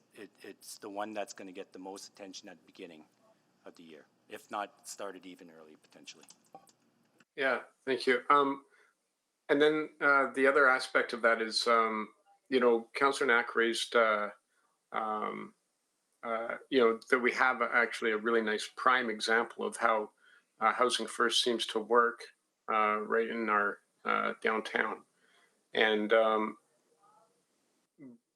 because of that, we can actually sort of estimate how much money has been saved in the system when it comes to hospitalizations and legal system issues and so on and so forth, compared to the cost. And so I'm just wondering if there's a way to extrapolate that to show what the societal cost, and that's a little bit big. So maybe we can narrow it down to what is the, can we narrow it down to what's the opportunity cost, the municipal cost on taxes and on resources, if we don't have more facilities and opportunities like this, because there is a tax rate implication on these inefficiencies, if you will. We are extremely inefficient, and not just municipally. Obviously, this is a provincial responsibility, but it's a very inefficient way to deal with if you could file this under human misery. So I'm just wondering if there's a way to quantify the inefficiencies of the status quo. That would be a fantastic question that would be answered through processes that administration should have in place to gather the evidence, analyze the information, report that information. I think if the question is whether the auditor would do that, we can attempt to do it, but the access to information that we might have may not be as broad as somebody who's working in the area. So meaning, for us, I would say that we're probably not the right party to go and do a full-on study of the cost of homelessness per individual, because that's a field in itself. My question would be, as an auditor, what is the administration doing to gather that information? Is it putting the efforts into gather that information? Is it with partnering with the right people, with the right data, to bring that information together to inform a good decision? Yes, okay, and that makes a lot of sense. I think there's like a key part of work here missing that you've just detailed, and that is that we can't present back to Edmontonians the impact that this has on their tax bill, and versus the impact it would have on a federal provincial government putting it on a deficit, which would never show up in their income tax in an appreciable way. Whereas on a property tax level, it will show up in a very noticeable way. So, anything that you can do to help us quantify that by working with administration would be really appreciated. Absolutely. In our early conversations about this topic, we did say there probably is quite a bit of research out there on the cost of homelessness at a more generic level, maybe not at the city level. And you know, we talked about, well, are we leveraging that information to make informed decisions? And that's what we're going to be looking at in the audit in terms of, you know, are we going somewhere for this data somehow, some way? Yeah. Yeah, okay. I'm out of time. Thank you. I think it'll be so much valuable information coming out of that audit. Even within the city, like how much resources or policing resources we are putting toward tackling houselessness, right? So it'll be fascinating information to look at. So thank you for that. Councillor Wright? Thank you. I just have one last question in regards to the advisory projects. How will those be determined, or who? Like, is it your office that decides or thinks this would be a good project to initiate, or is it administration? Is it council? Who initiates those? Generally, on the advisory side, it is between administration and us. So administration will say, hey, we got this one particular area, would love an extra set of eyes, would like you to come and take a look at the processes and whether they're efficient or not. I'd be happy to take your guidance if there are particular areas that you want to apply an advisory lens on. That, for me, that would work well too, but I think I definitely would have to engage with administration and see if there's generally agreement, like, because the advisory piece is slightly different in that, you know, you're providing advice and management can choose not to accept it. But I see great value in advisory services. It's foresight versus hindsight. Meaning, if you do an audit, you're looking back for the last 3 years, there might have been poor controls over 3 years, whereas foresight work, advisory work, allows you to resolve some of the, you know, control weaknesses ahead of time. So the Enterprise Commons is a perfect example. Implementation is due, you know, in a couple of quarters, so we can get in early and provide the advice on improving the controls before they get implemented. Okay, thank you very much. Thank you, Councillor Wright. Councillor Principe, go ahead. Sorry, I did want to make just a comment. In regards to houselessness, I agree that it's a very important audit that we will need to consider, and in a timely manner as soon as possible. But having said that, with the task force that was created by the provincial government, we'll be reporting back in June of 2022, I believe. I think their timing is within 6 months, so Yeah. probably sooner than that. So that would be a good resource, I think, to consider.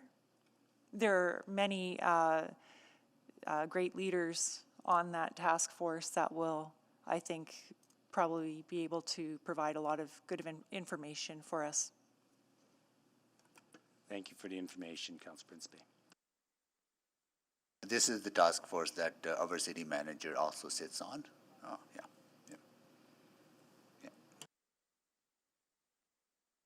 yeah. Andrew, you were thinking of having No, I don't have any more questions, Good. and since there's no one else, I figure I could happily move the recommendation in. I think there's two separate recommendations, so we'll do the first recommendation of 6.3, which is that the audit committee recommended council that essentially the creation of the service package there, and the adoption of the plan. So Good. So let's vote on 6.3 first on the unfunded package to be brought forward as part of the budget And sorry, I wouldn't deliberation. mind doing one. I've been speaking at every item on audit, but I feel No, like I you wanna speak to go this ahead. one. You So, want to speak to the budget one or both of them together? just this one. I don't need to speak to 6.4, but I just wanted to speak to this because it's asking for the service package. Go ahead. Yeah. So, I recognize we'll have a more fulsome conversation when and if that is brought forward to City Council, and then we'll debate it there. But as I mentioned earlier, I I think council should be discussing this. Why I think it's important to at a minimum get this is, I mentioned it at the beginning of my questions, the city auditor doesn't usually ask for resources, and the office doesn't ask for resources because they're trying to do everything humanly possible to not ask for extra money because their mandate is value for money. And quite seriously, the last time we did it, we forced it on them because I think we felt there was a need to do even more audits. So, you know, I appreciate that you taken the time that you were willing to make that ask. I know it might not always be easy to make an ask from an audit office, but I think we will need to, and we should debate this at council, but it is very important to make sure we have the modern resources that you need to do the work. And I really like the idea of the data scientist. I think that presents a new way forward to make sure we're doing even a better job. These audits are already phenomenal. The team that has been there for years has been doing phenomenal work. And I think this could just bring it up even one level further to what is already known as probably the best audit office in North America, if not, you know, beyond that. So I think we should support this. I hope when it comes to council, we can support it so that we can do even more and get additional value. So it's a worthwhile investment, and the cost savings you brought to the organization from the leasing, I think, essentially offset it anyways. So recognize it's not in the budget, to some of the questions earlier, but you've saved the same amount of money you're asking for that to be used. We should do that. Thanks, Mr. Mayor. No, absolutely. And if I can add, is that the way you specified the needs and the gaps where that money needs to go, I think that was very useful information for us to understand. So good, thank you for that. Okay, please vote.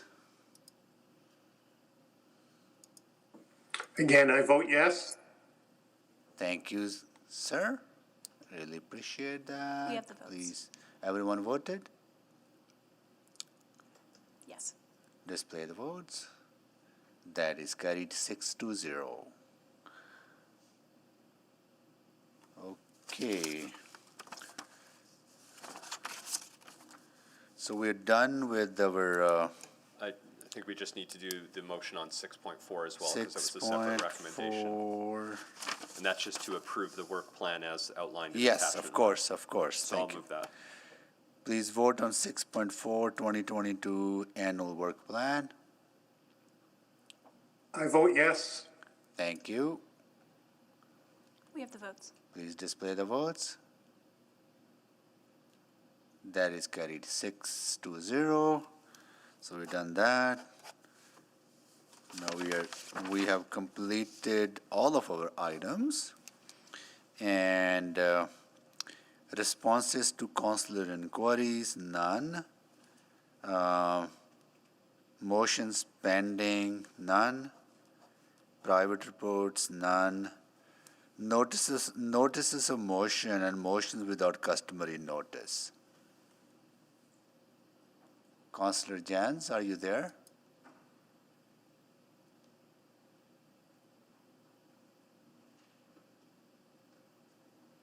That's interesting. I know he gave me a notice that he has a notice of motion that he wants to put forward at the audit committee. Then he was going to be riding his bike back to home, right? So he might not have made it home in the anticipation that we may take longer than expected. I don't want to disappoint him to be concluding the meeting early. I probably won't have any choice. Mayor Sohi, does he need to have it put forward today? Could one of us provide the notice if the clerk has the motion so that it does get put into the agenda? I don't know what the process be. Can anyone else put that motion part of it? It's notice of motion. Quite a process. If someone does put it forward, then they will also have to make the motion. Then they would have to make the motion, yeah, right? So. Yeah. And I will add that maybe Councillor Jans hasn't made it home yet, because the other one sounded pretty final.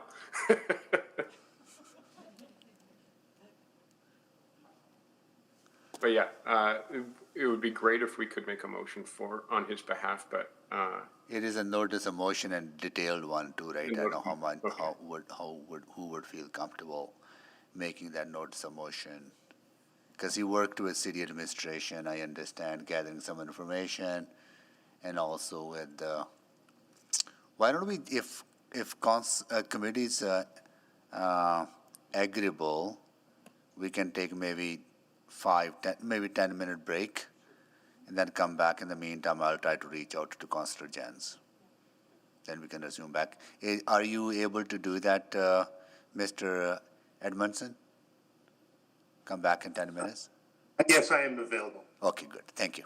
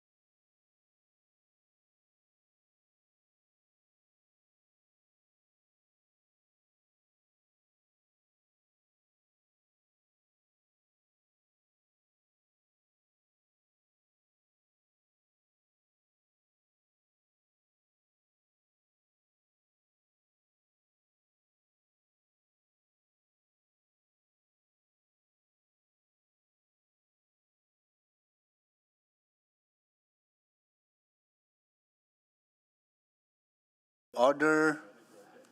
I will do the roll call. I'm here, Councillor Knack, I'm still here. Good afternoon. Councillor Principe, Hello. Councillor Rutherford. Yes, I'm here. Yeah, Councillor Wright Yes, I'm here. and Mr. Edmondson. Yes, I'm here. Good. So the only item left for us is to adjourn, right? So we would like to adjourn this meeting. Is everyone okay with adjourning the meeting? Okay, sure. You know, if you want to stick around, we can stick around. You know. Okay. We all love each other, but we want to probably have other stuff.